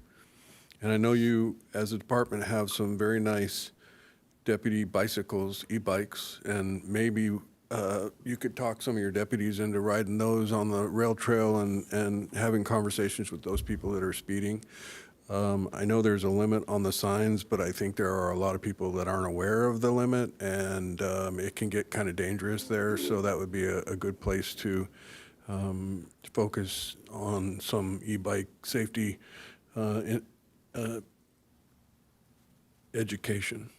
The other thing, and I'm going to work with the city manager a little bit on this, I'd like to do a joint meeting with the city council and the mobility commission in order to talk a little bit about automobile violence and Vision Zero and where we are with that, and where you're enforcing and focusing your traffic deputies. I know that I think, have 4 motor deputies and several others who are in the traffic enforcement. I think they do investigations for accidents and things like that. But to have an opportunity to kind of break down what they're doing and their focus, we did get rid of the red light cameras, but that doesn't mean we're not writing tickets for people who run red lights. And so having some information about going back to the old school approach, I think would be good for the community to know. So look forward to that, if you will, and I'll get with the city manager and we'll talk a little bit about that.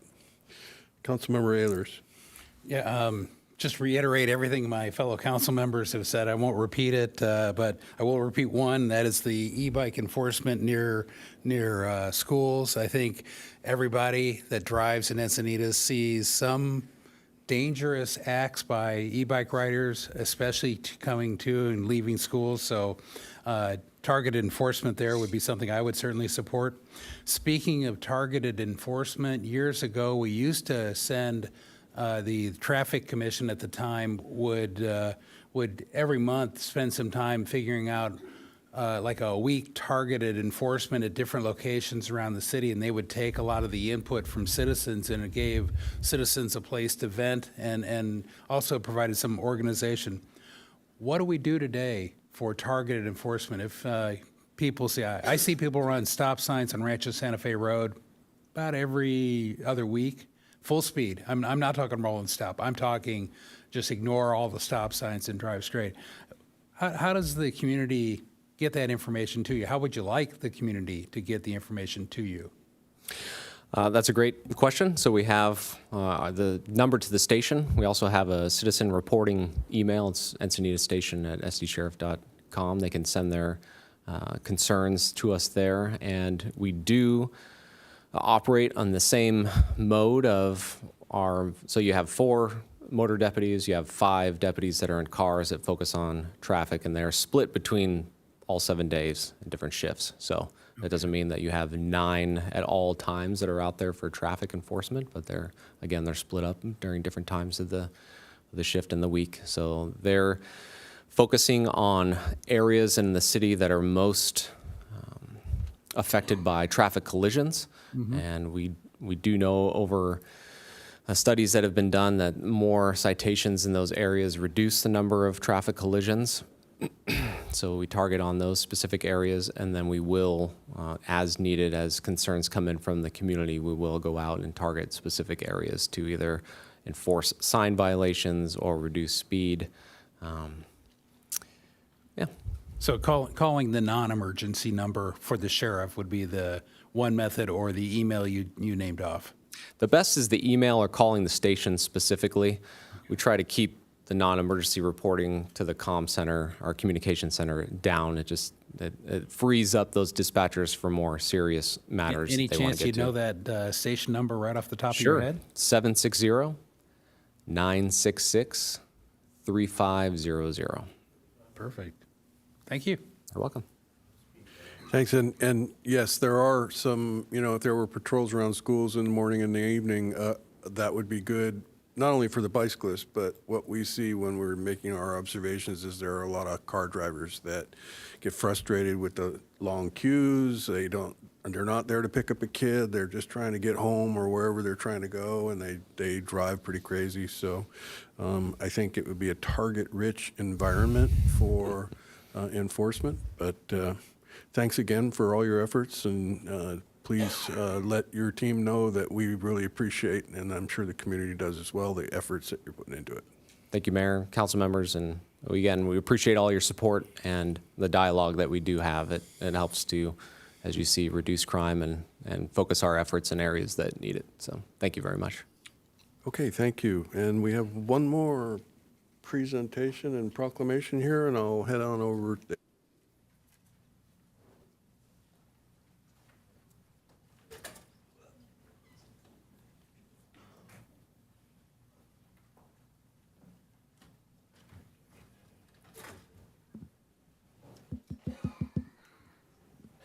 Thank you. And this is, April is Arts, Culture, and Creativity Month. And we did, at our last meeting, have poets here, and so this is kind of a follow-up to that. And I would like to present a proclamation to two of our Arts Commission members. We have Chair James Hebert and Vice Chair Katie Fox. If you could come up, please.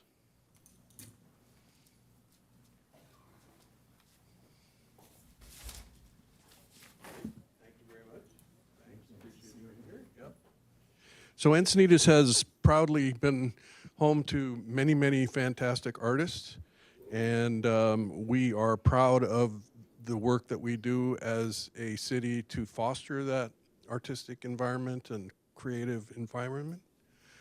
So we are presenting this proclamation, and it says, whereas April is Arts, Culture, and Creativity Month, was established as an annual statewide celebration by the California legislature in 2019, and whereas the city of Encinitas believes that arts, culture, and creativity are essential to our thriving community, and whereas arts inspire discovery, lifelong learning, and joy, and whereas culture creates connections, encourages understanding, and strengthens community, and whereas creativity sparks innovation, growth, and positive change, and whereas the city of Encinitas is committed to the investment in the expansion of visual and performing arts, public art, and arts facilities, and whereas the arts create new opportunities regionally and within the city of Encinitas, creating jobs and economic activity within their own industry and across sectors,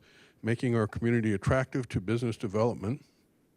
And whereas annually the arts industry generates billions in revenue and economic activity nationally through additional spending beyond the cost of admission on items such as meals, parking, and lodging, making the arts a vital income source for local businesses.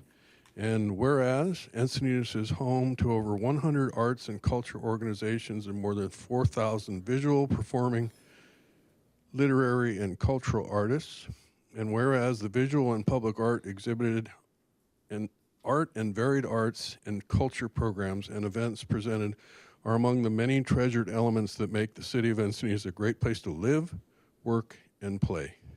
Now, therefore, be it resolved that I, Tony Kranz, Mayor of the City of Encinitas, along with all City Council members, do hereby proclaim April 2023 as Arts, Culture, and Creativity Month, recognizing that arts, culture, and creativity enrich the lives of residents and visitors in the City of Encinitas, and call upon our community members to celebrate, promote, and participate in the arts and culture in Encinitas.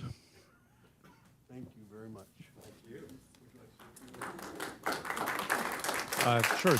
Thank you, Mayor Kranz. I just wanted to say thank you for the support from the City Council and for entrusting us with helping guide the pending opening of the Pacific View Arts Center, which we're very excited about. And we'll pass it on to Commissioner Fox, who was involved in the color scheme that we recently passed at our commission meeting. So. Yeah, thank you to you and council and to all of the citizens. Just so great to be in this place where the arts and culture is so valued and put into action. So. There you go. We'll have a picture now. We'll bring everybody on the council down and gather around. Why don't you two stand in front? Maybe you can stand down here. Okay. Down and around, and we will be right back.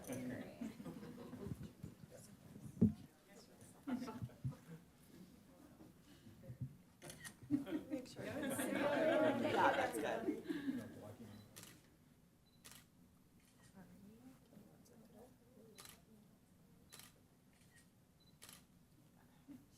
We're good.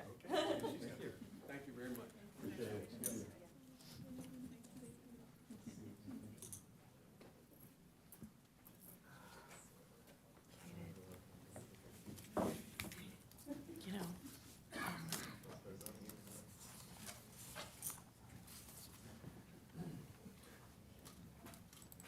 Okay, thank you all. Next, we move on to oral communications. City Clerk, do we have anybody here for oral Yes, we communications? do, Mayor. We have about 7. 7, okay. All right, and just a reminder to those of you speaking during oral communications, this item is just to speak on items that are not listed on the agenda, and you'll each have 3 minutes. First 3 speakers, Michael George, Raul Villamar, followed by Scott Campbell.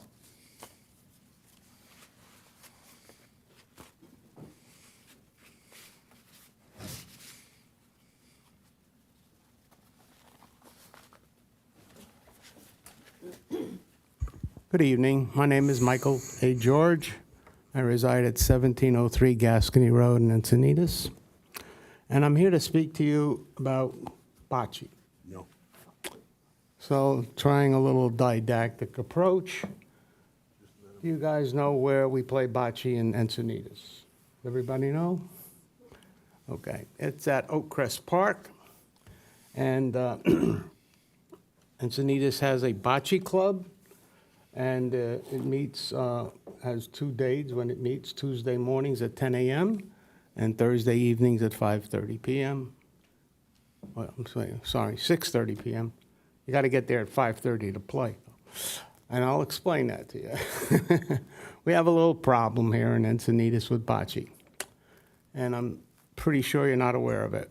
First of all, Bocce Club has limited membership, and we right now have a waiting list of people. I think it's 7 people right now waiting to join. We don't allow them to join because there's not enough playing time for the members that we have. So that's a problem. So why am I here? I'm here to see if possible to have us look into, we have 2 courts. And where they're located right now, it would be very difficult to put a 3rd court in. It could happen, but it would probably cost a lot of money. So my suggestion to the board, to the council and to your management group is that we look into or investigate building bocce courts at the community park off of I-5, which is has a lot of land and could easily develop 3 or 4 courts. Other communities have done this. Huntington Beach for one, and Laguna Niguel. No, it's not Laguna Niguel, but it's someplace like that. Anyway, the other thing I want to let you know is this Saturday, an event is going to take place at the bocce courts. It's the Southern California Bocce Association is having its tournament. There will be clubs coming from the north. When I say north, Huntington Beach, San Pedro, Hawthorne, Downey, Torrance, as well as Encinitas, 4S Ranch, and Little Italy downtown. So there's about 9 clubs altogether, and there's going to be 14 teams. It's a whole day event. If you want to treat yourself to some good bocce, come and visit with us. Thank you.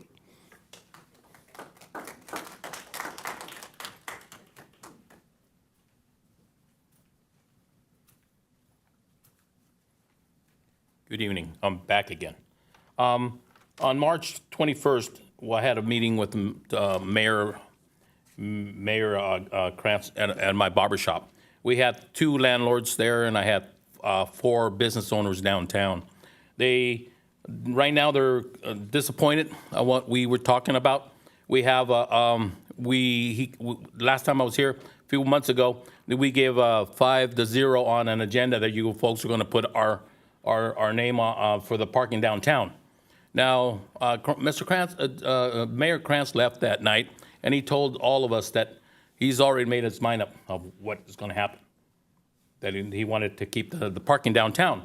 All the landlords and all the owners that were there, we're seeing if why are we here to waste our time? I goes, we want to know if you folks are going to talk about it, or you guys are going to just put us off. We have all our businesses are average of 45 years in the neighborhood, and we want to know if they send me up here because I'm a talker, and 3 minutes is not enough for me to talk. So I keep on bringing things up, I keep on writing them down, and we want to know if it's going to be a waste of time to come out here for 5-0 on the agenda. And that's what I have to know tonight.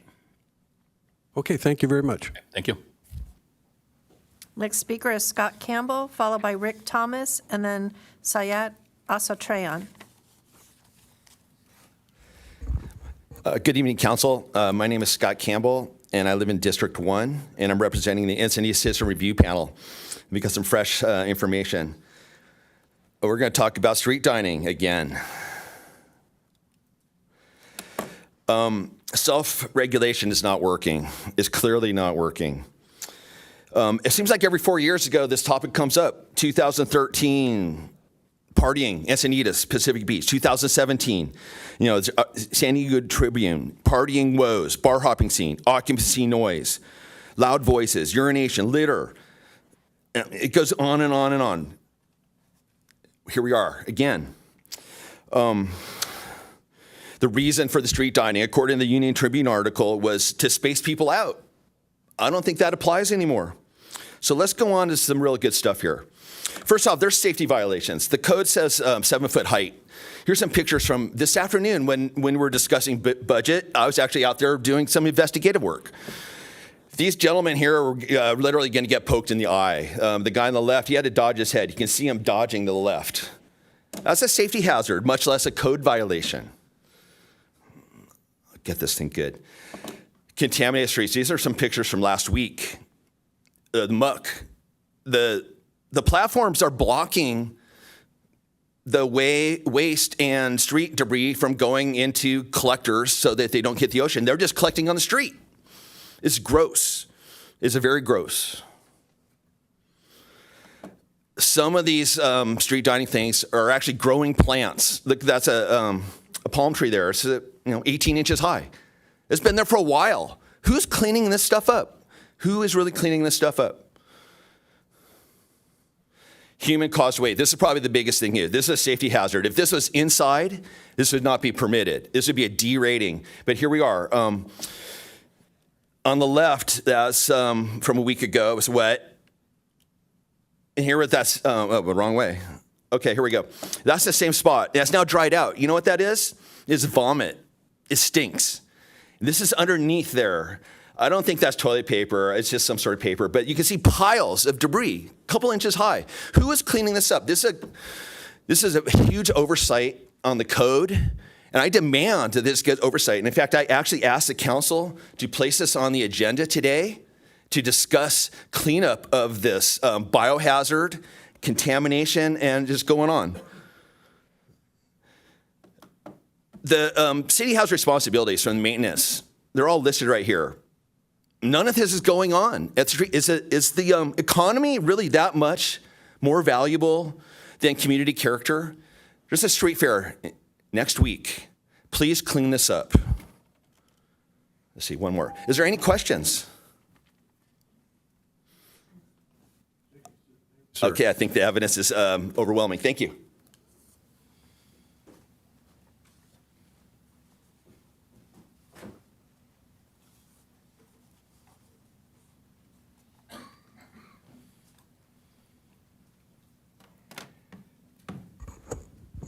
My name is Richard Thomas, and I'm here on behalf of North Coast Calvary Chapel and their refinery group. We would like to have a permit to have portable fire pits on the beach. They're gas propane fire pits, and right now, I've been told that it's only limited to the 8 fire rings on the beach right now. And before COVID, we were going down there every year, 2 times a month during the summer. And I brought my little fire pits, and there was no problem. And it's no problem with the state regulations for the state beaches. And Moonlight Beach is a state beach, and we would like to have a permit to go down there this summer and have our fire pits and meet on the beach 2 Fridays a month through the summer. It's not a large group. We usually just have a time for pizza and stuff like that, and then we have someone do a worship session, and then someone else will do a small sermon on the beach, and then we have a time just for people to talk and socialize afterwards. And it's always done before 9:30 or 10 o'clock because the parking closes down at 10 o'clock, so everyone's usually out of there before then. I don't know what I would need to do to get some kind of a permit for like that, to do that. Is there any way of getting a permit to do that? I think you'd have to apply to the planning department, I believe, or is it the parks that would do special, Parks and Rec would, you'd fill out a permit application and they would be able to explain to you what would be necessary in order to have that be allowed. If it's not allowed, it's, likely to be state fire code or something, but I would chat with them and go from there. Okay, yeah. Well, these fire pits are they are safe. They do not. They're raised up off the sand so that it doesn't heat up the sand, so that someone after you move it. I appreciate that. And they're gas. So I would work with the Parks and Rec department and then see where we go from there. Okay, thank you. Next speaker is Sayat Asatryan, followed by Mark Maville, and then Chris Ryan. Good evening. My name is Sayat Asatryan. I'm Artistic Director of Encinitas Ballet Academy. And we are located at the California Institute for the Human Science. It's a beautiful building. And I'm here to ask a couple questions. If we can kind of help, if you can help me, will be wonderful. In our road, I've been in the Encinitas 15 years, which I'm so happy. And on the road, I see the past 3 years, we have a RV parking. I wasn't very attention, but many parents, like moms, said, "Oh, Mr. Sayed, there's an RV. What is going on here?" So I wasn't attention, but when I hear from the parents, I got very concerned, and I've been calling sheriff department every week, which I would like to say thank you. They came and they put signs, like they market, but I know they will come again. That one RV has been parked for the past 3 years. I understand if it's one time, but it has to be consistency. He parks in my place, and another day we had the little children. I put a big sign and said, please do not park anytime. So, and he doesn't park anymore. But he, again, parking a little bit up street where there is like a fitness center. So if there's a rules, regulations, maybe it's a business, there's like medical places, we put there's a no entrance of RVs, because last year even like big RV camp, there's 8 big guys and me by myself with my little students. And then I was just by myself. They look at me, inside of me it was like boiling. And then I said, guys, you better leave right now. And at the last, I want to say thank you, police department. They were very nice. One call, they like couple seconds because we're so close, and they've been very supportive. So this is kind of one of the concern about the RVs, the not park, even just enter on these sections, because accident happens once, it does not repeat, especially we have kids, students. Yeah. Thank you. Thank you. Thank you.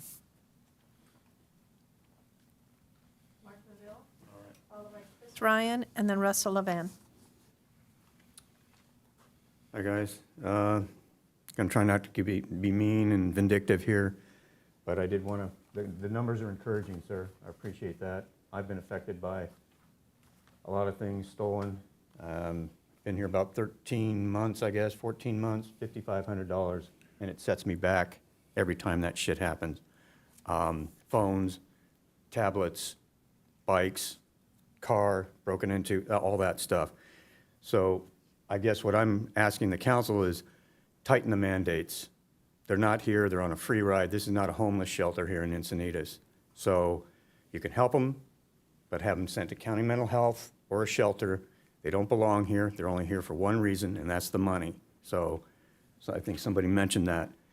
The cantina here, he owns 3 of them, is out of control. Alan, the owner of La Paloma, was gonna be here possibly tonight. That guy's done. He had 5, 6 patrol cars around his unit, his place there. A bouncer hit somebody, and then it was mayhem for 2 or 3 hours. He's done. Underage drinking, there's prostitution going on in there, and fentanyl abuse. It was a distributor, so is First Street Bar. That one opened back up, you need to get rid of him too. Put a fork in him and say that's it, because we don't need cantinas on the street. You don't need the tax revenue that bad. They're open till 1:30 in the morning. Need to have undercover in there and see the underage drinking. They saw plenty of it about a couple of weeks ago because they were right on top of it. So that's got to go. I mean, that's just got to go. He's got to go. His name's Dale, and that's it for him. But the cannabis huts that are coming in, I know it's California or whatever it is, you got to put an injunction and stop it. All it's going to do is perpetuate the drug problem here. It's not going to just be medicinal. It will be all kinds of other crap going on, whether you got cameras or not. The fentanyl will be encouraged in there and all kinds of other illegal activity. You got to stop it. Encinitas is deemed the best beach community in the state. Let's keep it that way. Those cannabis huts do not mix well with the families, the tourists, and all that other stuff that you encourage here. So it's tax revenue, yes, that's one thing, but it's human lives. The 23-year-old is an example. Don't know what he was on or what happened, or he just stepped out in front of a car, but you do the breadcrumbs and something's not right there, and the parents have been suffering and just now put something down there at that intersection. I heard it, I just wasn't there, right on top of it, down here at the bottom of the street here. That can't be happening. You got kids coming out of that cantina that are wandering out in the street in a blackout, dodging cars, and the cars are dodging them. So that's enough of all that. So those are kind of the 3 things, but I haven't been here for a while. Maybe you missed me, maybe you didn't, I don't know, but it doesn't matter. Those things do not belong in Encinitas. Thank you. 3 things that I mentioned. So if you can get a handle on that, put it on the agenda. You got people's interests here. Thank you. That's what comes first. That's the priority, not tax revenue.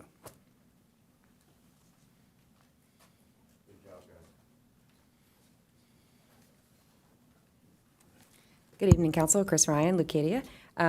Here for just a couple of things. First, I want to thank Captain Lawrence and the San Diego Sheriff's Department. I can tell you that in my day job, I have a lot of contact with law enforcement, the Sheriff's Department, and other law enforcement agencies around North County. And I can tell all of you with a lot of confidence that this Sheriff's Department and the deputies that we have working in Encinitas are really doing a fabulous job. And I really appreciate the work that they're doing. I appreciate the quality of the work that they do that I see. And so I wanted to thank all of them. And toward that, a little bit of talk about the safe e-bikes. I would also encourage safe e-bike classes, not just for children, but for older adults who have now come to realize that they have another opportunity of a way to travel and have purchased e-bikes. Because I do see a lot of people who I think maybe haven't ridden a bike for a while and definitely have not ridden an e-bike before, who are a little bit older, that they seem to have a lot of fear and trepidation as they're riding their e-bikes. And I have seen a few near misses with older people riding e-bikes too. So if the city is going to put forth any programming for children, I would also encourage maybe programming for older adults who are e-bike riders and new e-bike riders. I think that could be money well spent for those people. I wanted to also talk about Leucadia. I'm here as your gentle reminder that Northwest Leucadia is here to, again, talk to you about the issues that we face in Northwest Leucadia. We have what are supposed to be safe routes to school that are not safe routes to school because there aren't safe ways to get from residences in Northwest Leucadia to Pawlecki and to other schools in our area. And in particular, we are still waiting for safe railroad crossings so that people can walk and not drive and not e-bike even from Leucadia down across the street to the businesses across the 101. We are still waiting for the roundabout on Leucadia Boulevard, which I know there's a lot of grant attempts made in order to get that roundabout in on Leucadia Boulevard, and also La Costa. And I did send an email to all of you today before your meeting, and I just wanted to reiterate the point that La Costa Avenue and Leucadia Boulevard are the only through streets from the freeway to the 101 in Leucadia, and neither of them are safe for bikers, for walkers, or for runners, for anybody who's trying to use those streets as an alternative mode of traffic other than cars. Two particular areas, one in particular in Leucadia, I had heard that something was going to be done soon, but it is a dangerous intersection in my mind, is the intersection it's across the street from the Starbucks, crossing Leucadia Boulevard is a really, really long intersection with really poor crossing. Thank you. All right, thank you. And you must have been watching me ride my bike. I was trying not to look at you, Tony, while I was Yes. talking about the older e-bike riders. I did attend a class. It did help, but there's still a long way to go. All right. You know what they say, you never forget how to ride a bike, right? That's right. But throw that electric motor on there, it changes everything. It does. Thank you.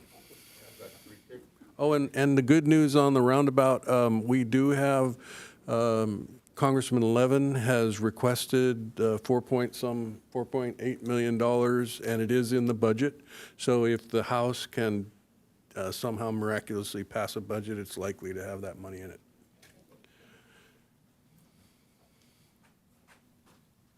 Good evening again, Russell Levan. Just good news.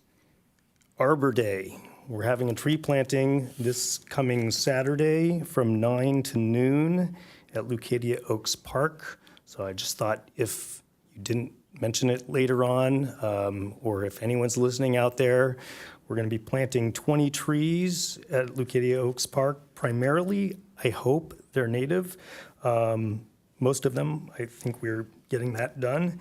And there's also 30 some odd trees that will be given away to the public if they so desire, that will be available on a first come, first served basis. So there will also be some booths there and some information on cool things going on in Encinitas. So everyone come on out and plant a tree from 9 to noon on Saturday, April 22nd.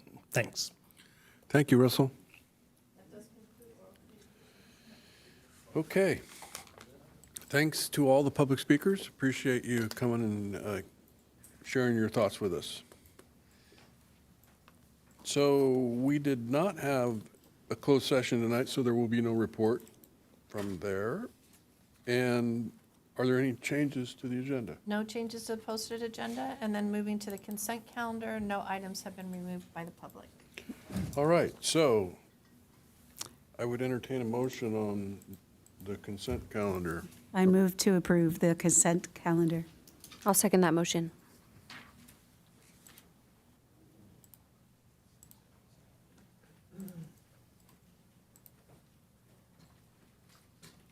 Motion carries unanimously.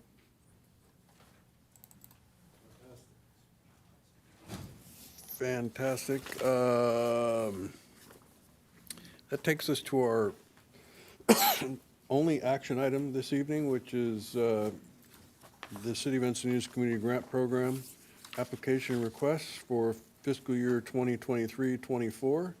And Arts Administrator Murphy is going to be presenting this, apparently. And I would like to start by saying thank you to the Ecke Family Foundation, who made a contribution to this program, and then the balance of the program is through the city's general fund, and it goes to the proclamation that I presented. Our efforts to enhance the arts in our community is very important to us. Thank you. It was another, excuse me, very well participated in year of grant applications, and the panelists were very dedicated in their preparation of review and scoring of all of the applications. That panel is comprised of a commissioner from each of 5 commissions: the Arts, Environmental, Senior, Parks and Rec, and Youth Commission. So we thank them for their service to the process.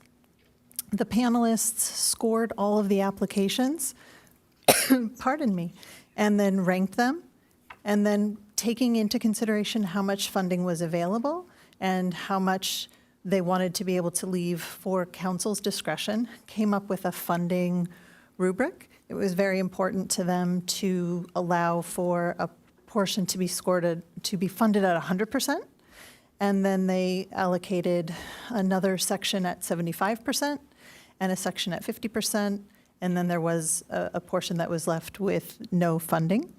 So tonight there is $8,878 remaining for council's discretion to fund, and that is at your discretion for how you separate that out.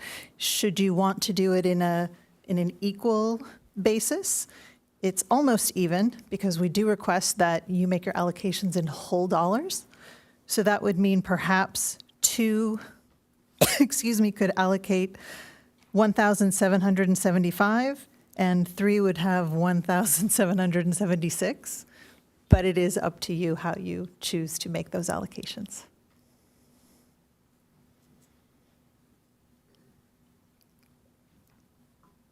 Are there any very good. questions? So, generally speaking, what we would do at this point, we have that up there, is that if you have any preliminary questions, you could ask them. Otherwise, we would hear from members of the public. Councilmember Hensy. I'm curious to know about applications that were disqualified. Are we still able to make awards from the council position to any organizations that are asking for funding? It's my understanding that is at council's discretion. Okay, thank you. Yeah, this is ours. We get to, we understand they had rules and they followed the rules, but we can make exceptions. Deputy Mayor Lyons. I feel like there was a question asked there about how we distribute, and I just would like clarification that are we approaching this as we have in the past, where the total number that's available is divided equally amongst the 5 council members? That is completely up to council. Yes, that's what we normally do. So as you're hearing from the public and considering this, the number is 8878 divided by 5. you will have the opportunity to allocate $1,775 and 60 cents. We'll do something with that 60 cents thing. So that was where I had suggested that if one possibility is that one of you, or I'm sorry, two would have 1,775 and three might have 1,776 because That takes care of the 60 cents. Correct. Sorry, I We missed are that. requesting that your allocations be made in whole dollars. We can work that out. The senior most council members can get the extra $1. Is that senior as in age, or is that? Yeah, senior? exactly. Thank you. Thank you for addressing that. Service. I wholeheartedly support your age comment there. Okay, Councilmember Ayers. Let's see. Now I lost you had me. I lost my train of thought there. I had a question. Come back to me. I'll come back with a question. Okay, so are we okay with hearing from the public? Yep. Yeah. We do have 9 speakers. I'll call you 3 at a time. First is Jennifer Groberg, followed by Chris Fredical, followed by Danny Salzhandler.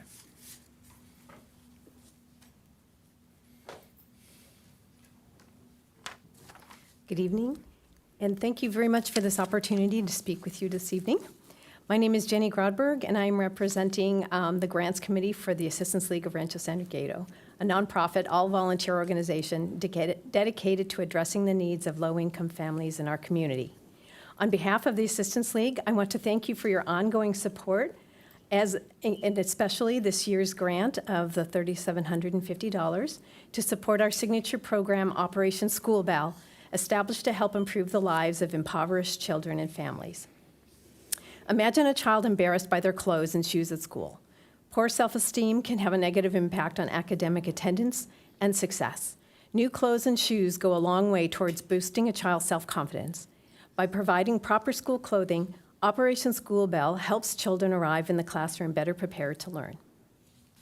Thanks to your grant this year of $3,750, we will be able to purchase school clothes for 37 children of low-income Encinitas families. Each child will be given $100 tax-free to spend on school clothes and shoes at Target, with Assistance League volunteers there to help the families with the shopping experience, including shopping and checkout at the register. In 2022, we were able to assist 450 elementary-age school children in Encinitas for a total of $45,000. Participants were chosen by school district liaisons who know the children's backstories and the needs of the families. These liaisons told us that additional qualified children could have been benefited from the program if funding had been available. So this year, in 2023, we are looking to assist an additional 100 deserving children. In light of the additional funds that are available from the council to support worthy programs such as Operation School Bell, we respectfully request an additional $1,000 to help these children that we serve. In closing, I'd like to add that not only does your grant money provide tangible support for these students through Operation School Bell, this financial assistance also conveys a message of caring, that the Encinitas community is here for them, supporting their efforts to thrive in school and prepare for a successful life. Your grant's making a difference in the lives of Encinitas children in need. Thank you very much for your attention at this time. I have 35 seconds if there are any questions that I can answer very quickly. I have no questions, but I would only comment that it's a wonderful thing that you all are doing, and it's great we can, participate in this way. Thank you for all you do. I've been involved in that event, and it's really heartwarming to see the kids have the opportunity.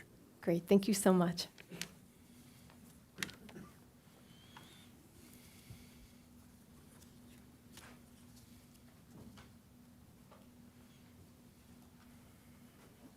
Good evening, Mayor Kranz and City Council. This is my first time in this setting, so I'm just going to speak transparently from the heart. My name is Chris Frederick. I'm the Foundation Director of the Switchfoot Pro-Am. This is my first year in the role after being associated with the event for 8 or 9 years. We made our application, which was really one of my first external acts as the director, and I made an error on the application that, and I put the incorrect year. I put it 4 times, so at least I was consistent with where I put, or with how I put that in. But I I'd like to share a little bit more about the Bro-Am if you're not familiar as you continue to make your decisions. The Bro-Am was started 19 years ago by the band Switchfoot, an Encinitas hometown band, who literally at the top of the world thought about turning right back around and helping this community and benefiting kids through what is now 5 nonprofit charities that help disadvantaged and underserved youth in the community. We hold the Beach Fest every year, which is coming up this year on June 17th, and next year in June as well, we hope. And that is a free give back to the community. And I'll be perfectly transparent with you that that is not a money-making event. The fundraiser that we have a couple nights before helps us balance that out. But the funds that the grant for the last, I believe, since 2016 has allowed us to create more resources for the event so that we can continue to create the youth VIP area spaces and the adaptive surf programs and the free concerts and the free surf lessons for the kids of the beneficiaries, and of course the economic impact that happens for the city of Encinitas as well. So something that we're all very proud of, and I'm disappointed that my error as one of the first things that I was able to do for the foundation resulted in this rejection of the community grant application, and I'm hoping for your reconsideration in that fact. May I answer any questions for you? No? Good. Just to verify, the foundation's a 501c3? Correct. We are under the fiscal sponsor of Mission Edge as one of their products, or projects, I should say. So you don't have your own 501c3, you're working through as a parent corporation? Correct. Some years ago, we decided to go to that. It's really wonderful for the resources they're able to provide to keep our overhead low so that we can just continue to pass on the donations and charitable contributions to the kids. Thank you. Yeah, of course. Thank you. Thank you. All right. Thank you very much. Next speaker is Danny Salzhandler, followed by William Gilmer, and then Deanna Sabak. And Deanna has a time donation from Jay Clark. Is Jay still here? Oh, there he is. Thank you. Danny Salzhandler, 929 Las Brisas Way, Cardiff by the Sea. Cardiff by the Freeway. I'm here representing the 1-0 Artist Colony, but I'm speaking for myself. The Artist Colony had a lot going on when we had a location. We still are doing quite a bit. Unfortunately, our email list is lost somewhere in my computer.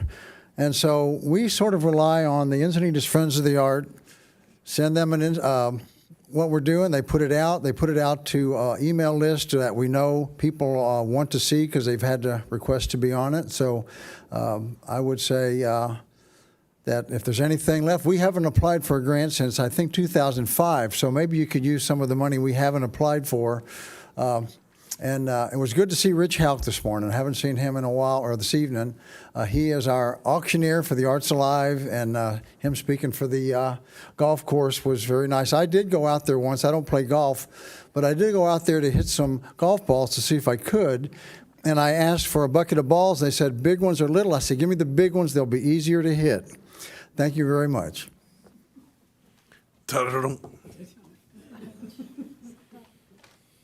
Rim shot for you, Danny.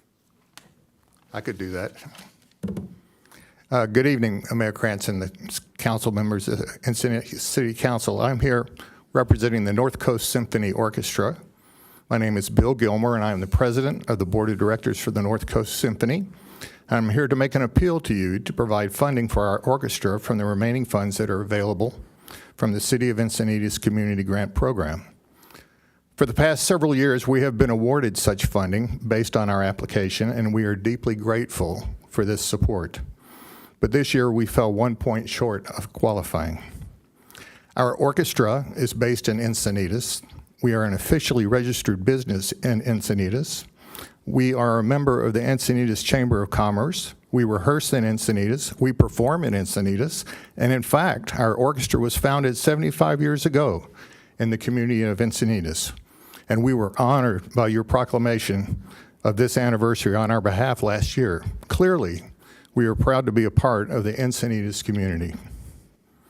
Annually, the North Coast Symphony offers 5 symphonic concerts to the Encinitas community, utilizing the Encinitas Community and Senior Center, as well as the sanctuary of the San Diego United Methodist Church as our performance venues. Further, we have presented chamber music concerts at the Encinitas Library. Our goal is to provide a quality musical listening experience at an affordable price. Recently, we made it a priority to perform music composed by Black composers, and our upcoming concert on May the 20th will feature works exclusively by women composers. Our top ticket price is only $12, with lower prices for students, seniors, and military, and a cap of $30 total for an attending family. Our concerts are well attended, and indeed the two most recent concerts had capacity crowds. However, please know that the North Coast Symphony Orchestra represents the very definition of a nonprofit. Our funding comes primarily from three sources: ticket sales, donations from members and friends of the orchestra, and grants such as the Encinitas Community Grant Program. To remain financially solvent, we must keep a balanced budget, and in the recent past, the Encinitas Community Grant Program has provided us with funding that represents about 15% of our budget. Operating an orchestra is not a low-cost endeavor. Our expenditures include rent for rehearsal and performance venues, music purchases or rentals, honoraria for guest soloists, paying our conductor, and insurance cost. Now, other than hiring a conductor, we have no paid staff. The orchestra members, and we number about 55, contribute their time and talent, and our board of directors is a volunteer board that works hard to assure our success. I hope that you will find us worthy of your support. Your consideration of this appeal is sincerely appreciated, and I thank you for listening. Thank you, sir. Next speaker is Deanne Sabak, and she does have a time donation, followed by Barb Grice and Sinead, and then Sayat Asatrayan. Honorable Mayor and esteemed council members, I am Deanne Sabak, a local artist and co-founder of Encinitas Friends of the Arts. I am here reading this as Naomi was not able to be here. This is a letter directly from her. I was hoping to come to you to express our gratitude for awarding the Encinitas Friends of the Arts the full requested grant for the Arts and Culture newsletter, calendar, and directory initiative. I am afraid that is not the case. At the direction of city staff, we submitted an application for funding of the Arts and Culture Events newsletter, calendar, and directory. Previously, the funds came directly from the city. There seems to have been confusion as to who EFA was in the process, which may have led to a low score resulting in no funding via community grants. We would like to pursue the funding through whatever sources remain. We view this initiative as a core need for the city, residents, and tourists. Here is a bit of background information about the Arts, Culture, Events newsletter, calendar, and directory. A little over a year ago, the city was looking for alternative solutions to promote the arts using several programs that were very popular with the residents.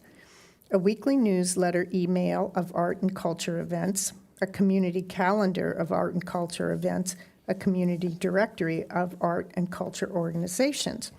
At that time, the Encinitas Friends of the Arts stepped up to the plate to carry on these important programs in exchange for modest funding as stipulated in our current MOU with the city. We were excited to provide this essential marketing tool for our community by upgrading our website and implementing modern solutions. As a result, the calendar is now digital and much more useful than the previous PDF calendar. It now has searches, filters, and mobile phone responsiveness. It is updated daily versus monthly as before. We are in the progress of improving the community directory with timely updates and more profile data available. The weekly newsletter is able to link to a live calendar to view and submit events. In addition, we have made a point of including more community partners to support this effort and in turn help those community partners. The Cultural Tourism Committee planning calendar is now online and live and is synced to the EFA community calendar, saving city staff time for managing an Excel spreadsheet via email submissions. We have also added a contact directory for the committee to improve communication. The Encinitas Visitors Center now has a community calendar that is synced to the EFA calendar and can promote to a broader audience, including tourists. These improvements are just the beginning. We intend to improve the digital experience for our residents and event producers, involve more community partners, and reduce the cost of all this in an effort to reach our goal of having Encinitas remain a crown jewel of the region for arts and culture. Naturally, these efforts are not free. In addition to many volunteer hours, the cost has been roughly $850 per month, far less than a staff member would have cost for all of these results. The EFA does not have the remit to raise any funds for this project. We need the same funding from the city or for another year to continue the service and make the desired improvements. As we gain critical mass, we will be able to reduce and disperse the cost over time. Please note, any delay in the clarity of funding of these programs will stifle the tremendous momentum we have achieved. Furthermore, delay could be counterproductive to all the conversations regarding arts and cultural tourism growth, as well as promoting the diversity of experiences the city has to offer. In addition, there is ambiguity as to what will happen as of August 1st when the current contract expires. Does the city want the curated newsletter, calendar, and directory to remain? Thank you for your consideration for funding this project from this grant and/or through other means. There is no doubt that Encinitas has made it clear that it prioritizes having a robust art and culture community, and we are delighted to continue with our efforts to support this aspiration through our partnership with the City of Encinitas. Warm regards, Naomi Woodward, President of Encinitas Friends of the Arts, and all the rest of the board. It's from all of us, but so thank you very much. Next is Barb Grice and Sinead, followed by Sayat Asatrayan, and then Chris Ryan.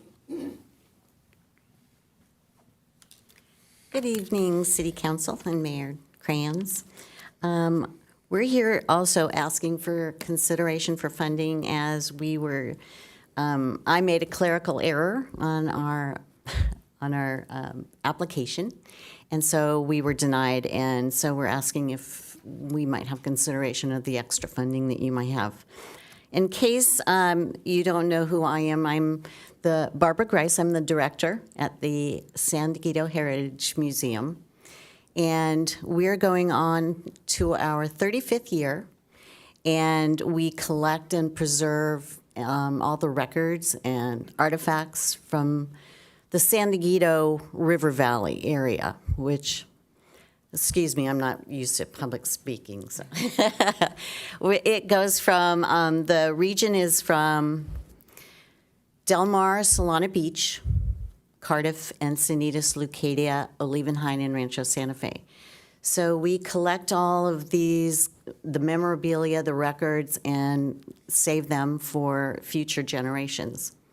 I'm going to have Sinead. Sinead's our past president. She's going to explain what our project was all about.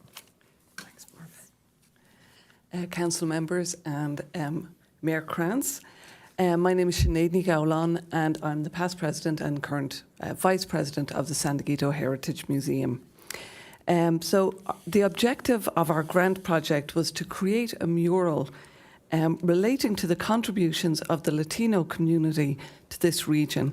Local Chicano artist Mario Chacon will design and develop the mural with input from the local Latino community. And Dr. Jorge Mariscal, Professor Emeritus of Chicano Literature at UCSD, will conduct historical research and help guide the project. We believe that this mural will give a voice to an underserved and underrepresented community in our region and will greatly enhance our museum. Mario Chacon is a well-respected local artist who is currently completing a mural in Chicano Park in San Diego. We are both honoured and excited to be able to feature one of his murals at our museum. The opportunity to have this wonderful mural painted at our museum has come at a time when we've been struggling to get back on our feet after 2 years of closure due to COVID. We believe that this will be a great asset not only to the museum but also to our community. We plan on having a formal unveiling and community celebration as soon as the mural is complete, and of course you are all invited to attend the fiesta. We appreciate this opportunity to have our mural project considered for funding by the council, and thank you for your time and thank you for your service to our community. Mayor, may I just ask one question? Yes. May I ask where in the museum you will plan to put the mural? We plan to put it actually on the front wall of the patio as you go into the museum. So Mario thinks he can build a frame that can go directly on the wall. And it may be in several panels. And the theme and details of the art have yet to be developed, and that will be done in consultation with the local community and Professor Mariscal. But it will go right in the patio there as you come into the museum. Thank you. Thank you.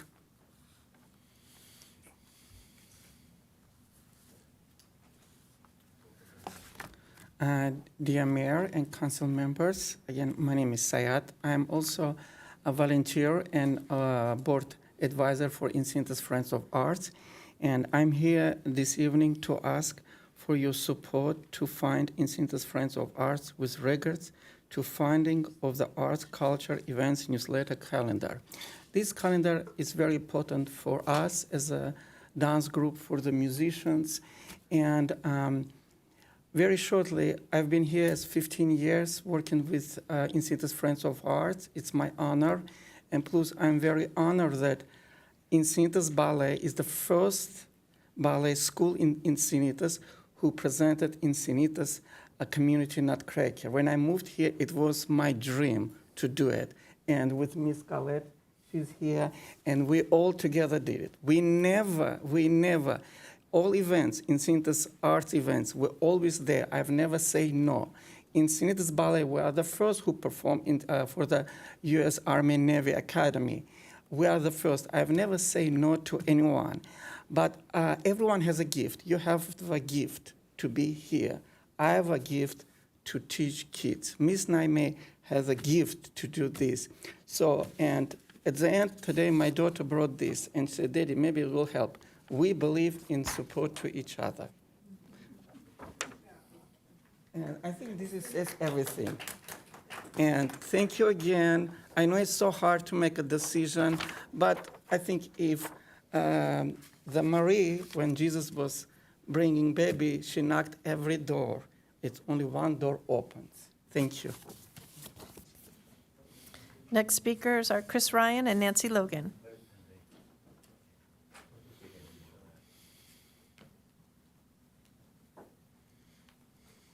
Good evening again. So I'm here now speaking with you. I am actually the president of La Costa Canyon High School Foundation, and we are a 501c3 organization that works to support athletics, arts, and academics at La Costa Canyon High School.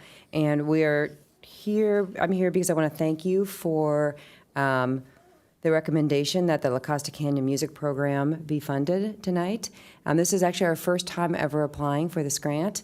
About half of the students at La Costa Canyon High School are Encinitas residents, and the foundation works in order to raise money for all students to have equal access to our programs. And our music program does have one paid director that the school district pays for, but no other staff. And while there are a limited number of instruments that are available for students, you might be surprised to learn that school districts don't pay for every student who wants to be involved in a music program to have an instrument of their own.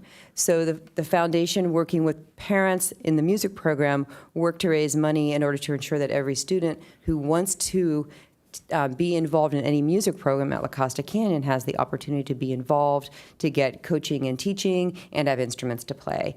And it includes classes. So at La Costa Canyon, there are a lot of different music classes that students can take, but there aren't always enough instruments for each particular student to have an instrument to use and to practice on while in class. So this grant money is really important because it provides the resources needed for any student, regardless of their socioeconomic class, to have access to music. We do support many different programs. We have a marching band, we have a jazz program, a wind ensemble, an orchestra that supports our musicals. And I want to give a shout out to we have Mean Girls that's opening this week at La Costa Canyon High School. It's the high school musical version. So if you're interested in some really high quality high school drama, I would encourage everybody to try to attend one of the performances Thursday through Sunday for the next 3 weekends. And we also have rock band. And we have a new director, music director, Charles, who's been with us just his second year, and he's working really, really hard in order to make the music program at La Casa Canyon a top-notch music program. And this will help support him. He couldn't get a babysitter for tonight, so he wasn't able to be here. So I'm here on his behalf and representing the foundation to thank you for these resources that will be put to great use. Thank you.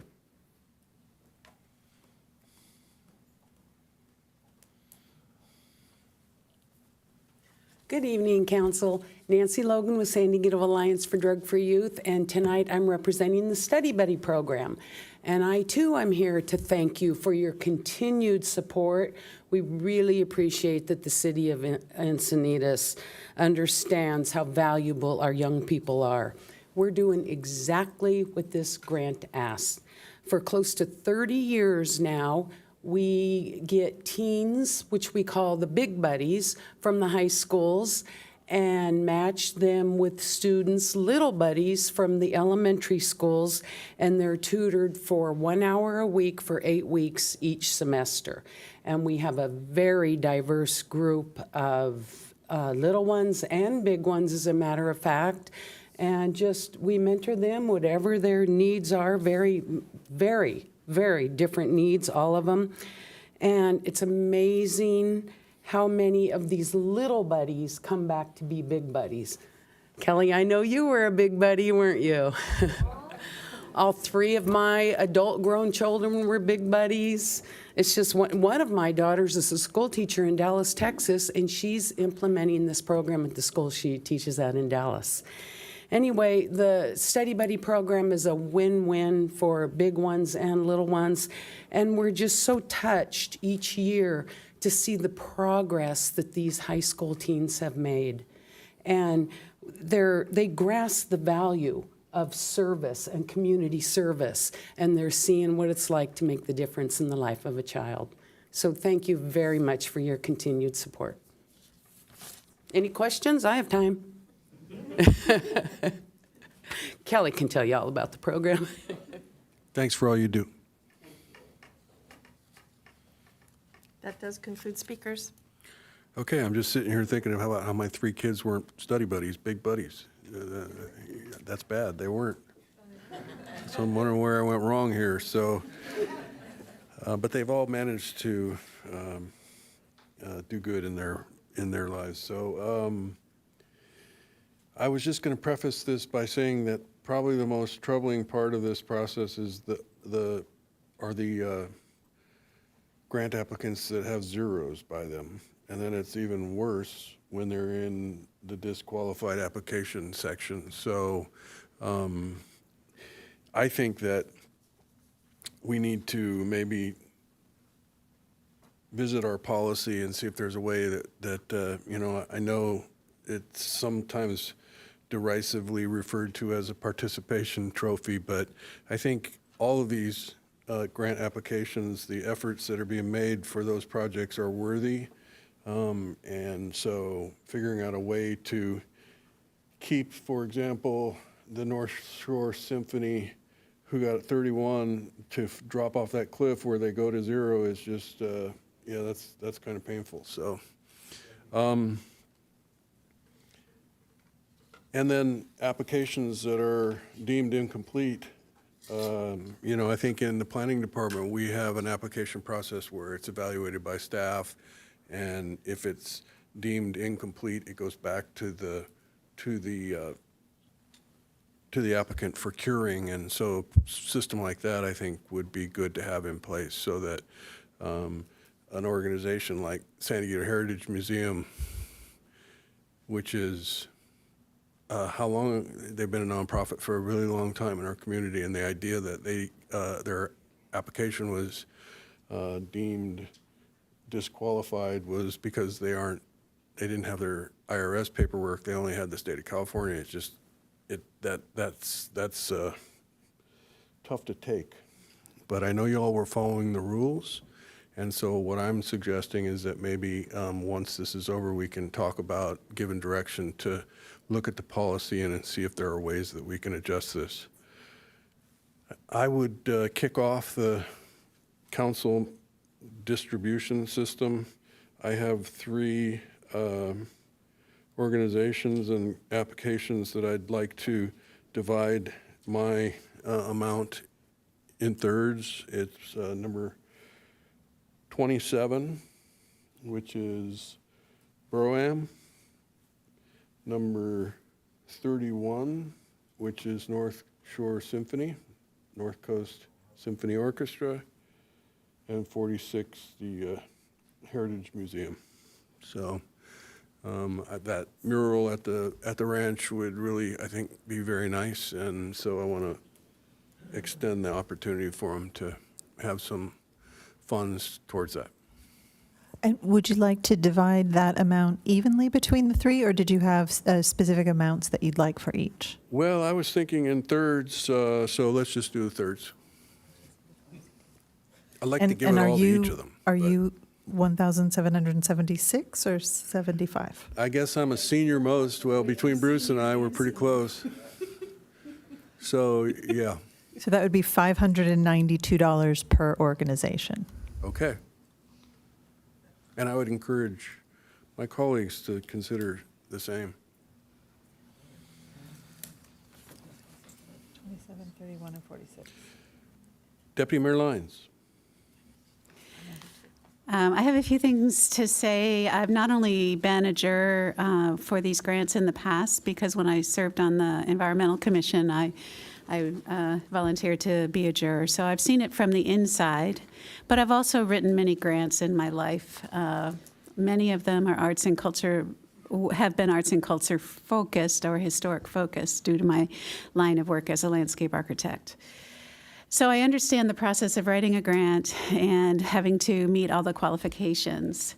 I also understand the process that we've set up, which is the commissioners will volunteer or be selected to participate. And just like any public process, your group of jurors every year will be different, and they'll look at things through a different lens.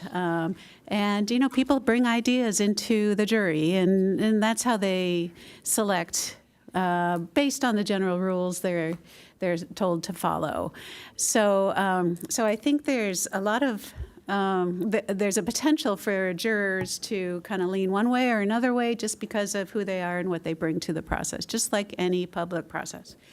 So I want to say that. I want to say that mostly in regards to those who have applied for grants for many years and have found that this year they didn't win a grant, or they won a smaller amount than they would have thought was typical for them. So I really am grateful to the Ecke family and to the city for putting together the amount of money we were able to put together, but it's never enough. It's never the value that each of these applicants, each of these associations brings to the city of Encinitas is astronomical, not only to our quality of life, but to the enrichment of our community, to the safety and good health of children and vulnerable communities, to our economic development. I sit as a co-chair of our Encinitas Arts and Cultural Tourism Committee, where I am face-to-face with many of you here in the audience on a monthly basis, and we talk about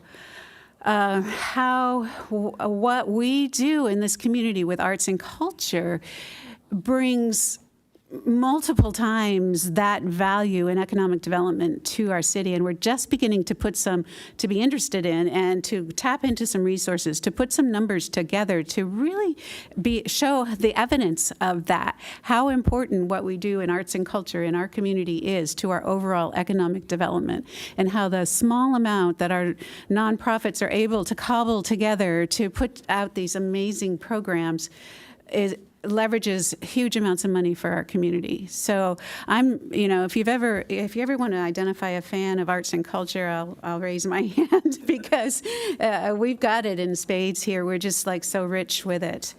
So I just want to say kudos to all of you who put in applications. Let's see. I want to tie back to the proclamation that that Mayor Kranz read earlier, how proud we are of our artists and our cultural events, and how we really want to focus on it in the future.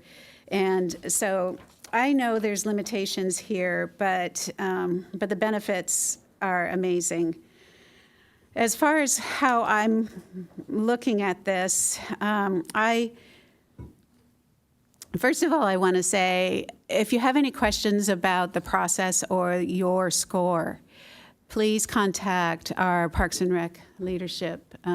Travis Carlin in the back has said that he is the contact to contact if you would like to know more information. It can be enlightening.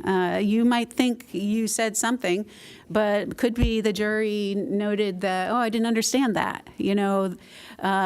So it's really good feedback. I know that every year, I can't say I know every year, but most years we do change things a little bit in our application process. And especially this last year, we changed in a couple ways. But one is that we added a category of equity to address equity, or to answer the question, how does your program or your project influence equitable access to the community? And I don't know if there were questions about that, or maybe even questions by the jury of how to interpret that. I don't know. I'm just saying sometimes when you do something new, it's a little bit different, and so it's a little bit different lens the jury looks at it through. And so the outcome might end up looking different to you. And it'd be good for you, if you're interested, to really get more detail about that. And the city's available to provide that. I want to start by saying I tend to focus, maybe each of us do this a little bit differently, but I tend to focus on my district because I'm very close to those who are in my district and those nonprofits who might be asking for some assistance here with this grant. And I will focus on the Cardiff 101 Main Street Association, who has asked this year for assistance with their new Cardiff Farmers Market. It's a really great farmers market. If you've been, you'll hopefully feel the same way that I do. They are exceptional and very unique in that, and it's not very well promoted yet, but they have gone through the hard work to put in the process of being able to accept food stamps.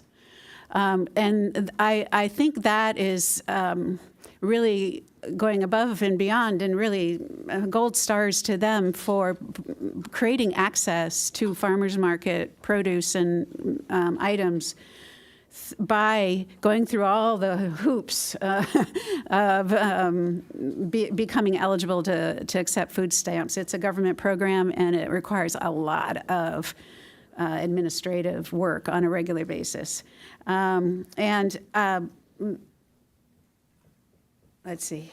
And the other program I want to, the second of the two programs I want to highlight is the Encinitas Friends of the Arts application for the arts and culture event for the calendar and newsletter. That's item 16. A couple people have come here today and spoken about it, but I know it very well too, because it's a program that was started, maybe about a year and a half ago, coming up through the Cultural Tourism Committee. And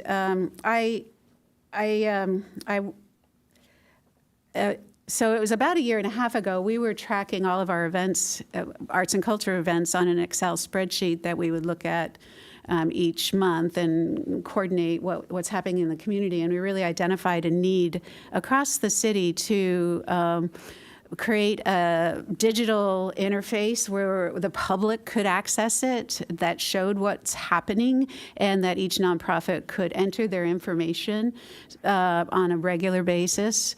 And so a few people have spoken about that, and the creator of the digital interface, Jonathan, is here and didn't speak, but has done a great job of putting that together. I think it's a great value to all nonprofits who use it, so it has an overarching value to the nonprofits in our community.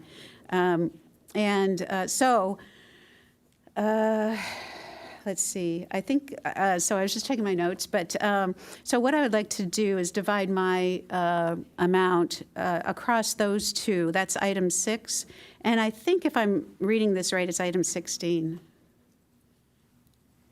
And are you the 1776 or 1775? I think I'm senior in both categories. You're the deputy mayor. Can I say that I think one of the things that I was going to talk about once we were done with the distribution of our share was the fact that EFA was applying for a grant for that particular purpose. And I don't think that that's what this grant program is supposed to be funding, although I do think that that is a really important thing that the city needs to have and figure out how to fund in another way. And so, you know, if you were to give your money, you know, they're not going to get enough to do it themselves from that. So I think that outside of this conversation, we should find a way to fund that. Well, they're on my list as a priority, and I'd like to follow through with that. But I have begun discussion about a more sustainable source of funding in the future, and I'll continue to do that. Oh, good. Well, why don't we do that for this time instead, and then you can find somebody else that you prefer. I mean, I'm willing to commit to, you know, as a council, that we'll figure out a way. Right. Well, I appreciate your insights. Okay, well, if you give your share, then we'll just fund it less your share. And then your share will go towards that. But the grant program isn't, you know, I was surprised that they were having to apply to do that newsletter. So, okay. So dividing that in half, it was $888 to Cardiff 101 Main Street and to EFA. Yes. Councilmember Ehlers. Okay, and thank you for bringing that up. I will, when I get to my split, I will probably have to adjust it now. So first of all, the process, I really appreciated having the entire process described in our staff report and being able to see it. I know several people on that committee. I know how meticulous they are. And so, and it shows in the work that's in front of us. So thank you to the committee.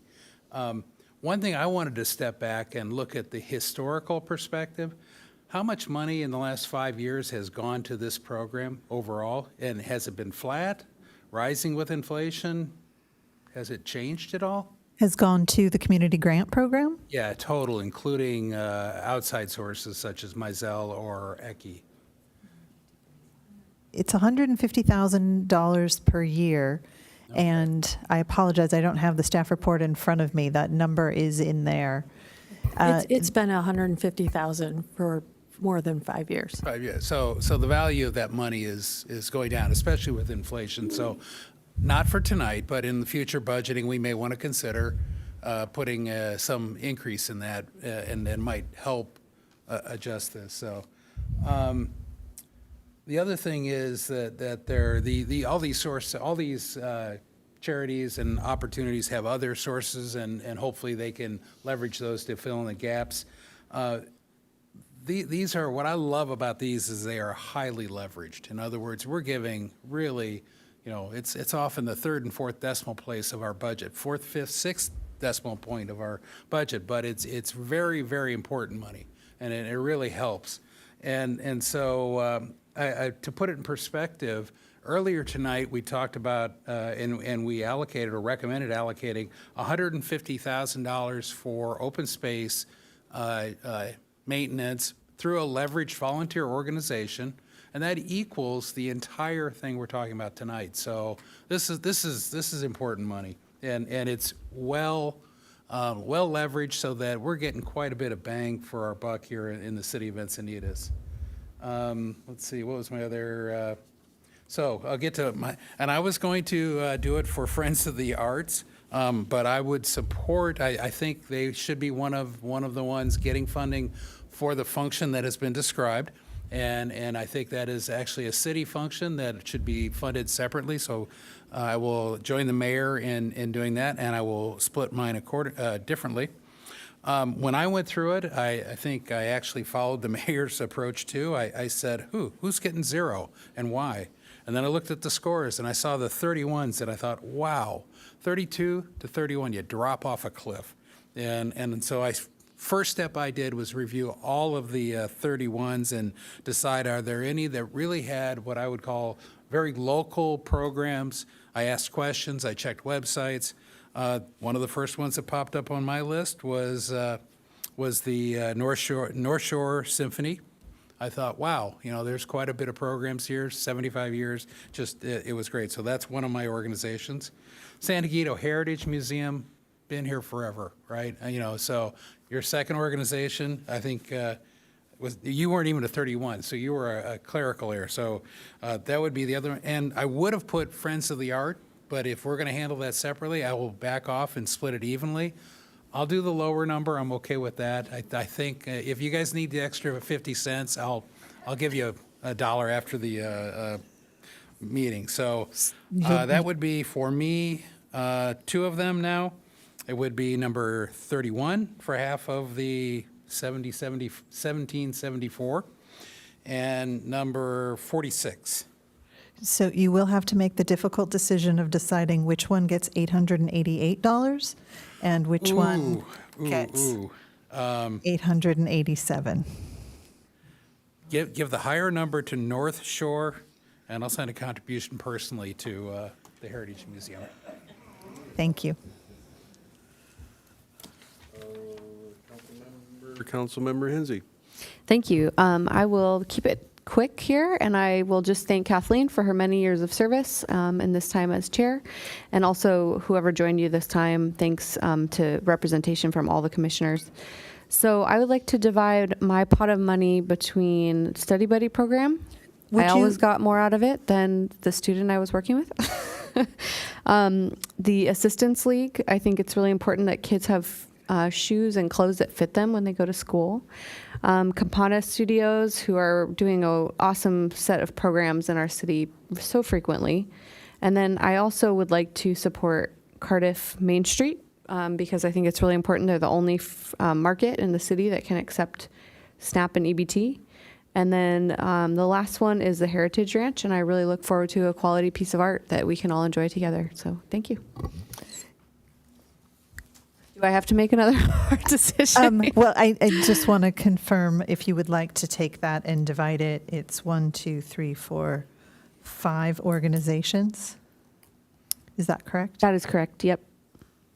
So you will need to make some difficult decisions because it does come out to $355.20. So okay, take so if 20 cents of each of them, and let's give it to the Assistance League. So, and the amount for the Assistance League? Just $1. $1? Add $1. Add $1. Oh, yeah. got it. Oh, thank you. So that would be 356. And then the Study Buddy program, what line number is that?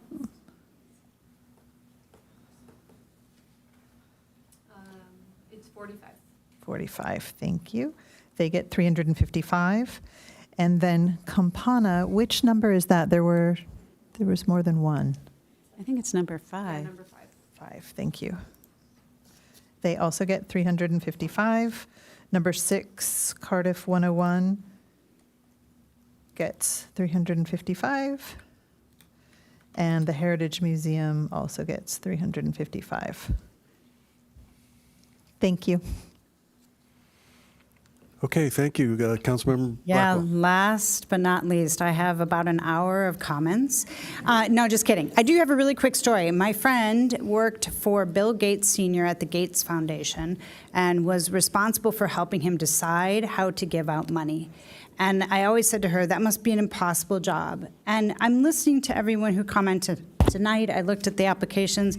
It is an impossible job. So I do give the committee a lot of credit for having to go through a rigorous scoring process. Now I'll make it quick. I've listened to everybody and kind of tallied up what's being given. I did really look at those that were on the bubble and ended up with 0. I also have kind of a theme saying food, music, water. So here it goes. The number 11 for the Coastal Roots Organic Farming Distribution Initiative, and I'm going to divide it as evenly as I can among these three. Mission Edge, sorry for your clerical error there, but appreciate that what you're doing, and then North Shore Symphony. So, again, tough job. So you want to know how I'm dividing it up, so. Yes, please. Okay, and is it 592 for? So it is 1,775 divided by the 3. Yep. Right, so someone's going to get $592, and the other 2 will get $591. Oh, that's just not fair, is it? Okay, so Mission, let's see, no, Coastal Routes will get 592, and the other 2 will get the other.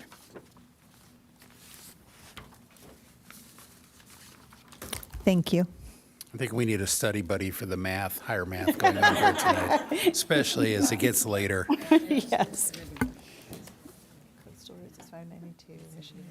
Okay, so Of the symphony.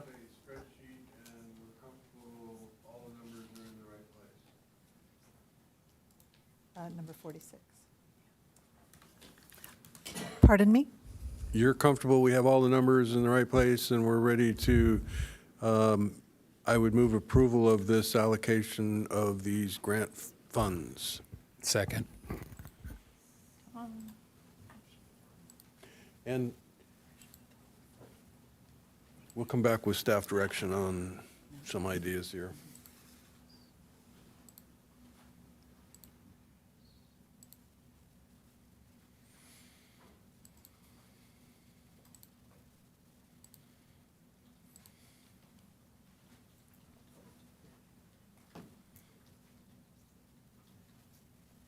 Councilmember Ehlers? That's all right, thank you. Motion carries unanimously. Thank you. Thank you to the jurors and staff for their efforts on this. Back to the, I would love to give some staff direction to the city manager and her team in the Parks and Rec and Arts Department to make recommendations for possible policy changes and how this program is done. And some of it may be policy related, some of it may be operationally related, whether there are changes in how we pick our jurors and, you know, how we score and where we draw the line that goes to 0. Maybe there should actually be a broader scale so that we have that participation trophy. The other thing that I think would be really good to do, assuming that the cannabis retailers are open and we see some revenue from that tax, I would like to be able to see if we could evaluate some of these programs, some of these grant applications for those that directly affect youth. And so, for example, Study Buddy, we've got La Costa Canyon, we've got some dance, we've got a lot of stuff that goes in here that is specifically focused on youth. And I think our sales tax for cannabis products should be focused on that diversionary effort that we have for our young people to keep them from hanging out back on the block and causing trouble. So if the city manager could evaluate that and perhaps bump up this program overall so that we get the dollars that may go a little bit further. So. The other thing is, there was going to be a 4th of July type race out in New Encinitas. It turns out that they're behind, so they're going to plan to run that race in 2024, and the city manager through the Parks Department had identified $20,000 for to support that race, and so perhaps you can work with Encinitas Friends of the Arts to reallocate those monies towards the newsletter efforts and perhaps come up with an MOU that would cover that. So that was a lot of staff direction. Did you get all of that down? And is everybody in support of that direction? No? Okay, I don't see any no's. I see some yeses. Thank you very much. So, again, thanks everybody for your efforts in making our community a better place.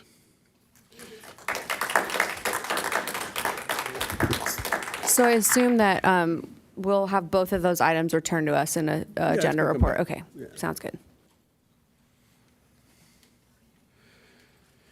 No informational items. No council member initiated items. Council member reports pursuant to AB 1234. Nothing to report. Nothing.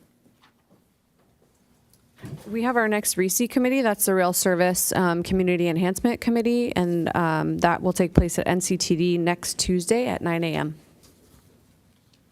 Nothing new to report. Nothing to report. City manager report? Nothing to report tonight. City attorney report? Nothing to report this evening, Mr. Mayor. Okay. City clerk report? I have a long report tonight. Just kidding. I just wanted to announce that the Youth Commission application deadline, we did extend to this Friday. The Youth Commission consists of 9 members, and we only received 7 applications. We now have 8 applications, so we're just going to open it until Friday and see if we can get an additional application. Okay. With that, we are adjourned.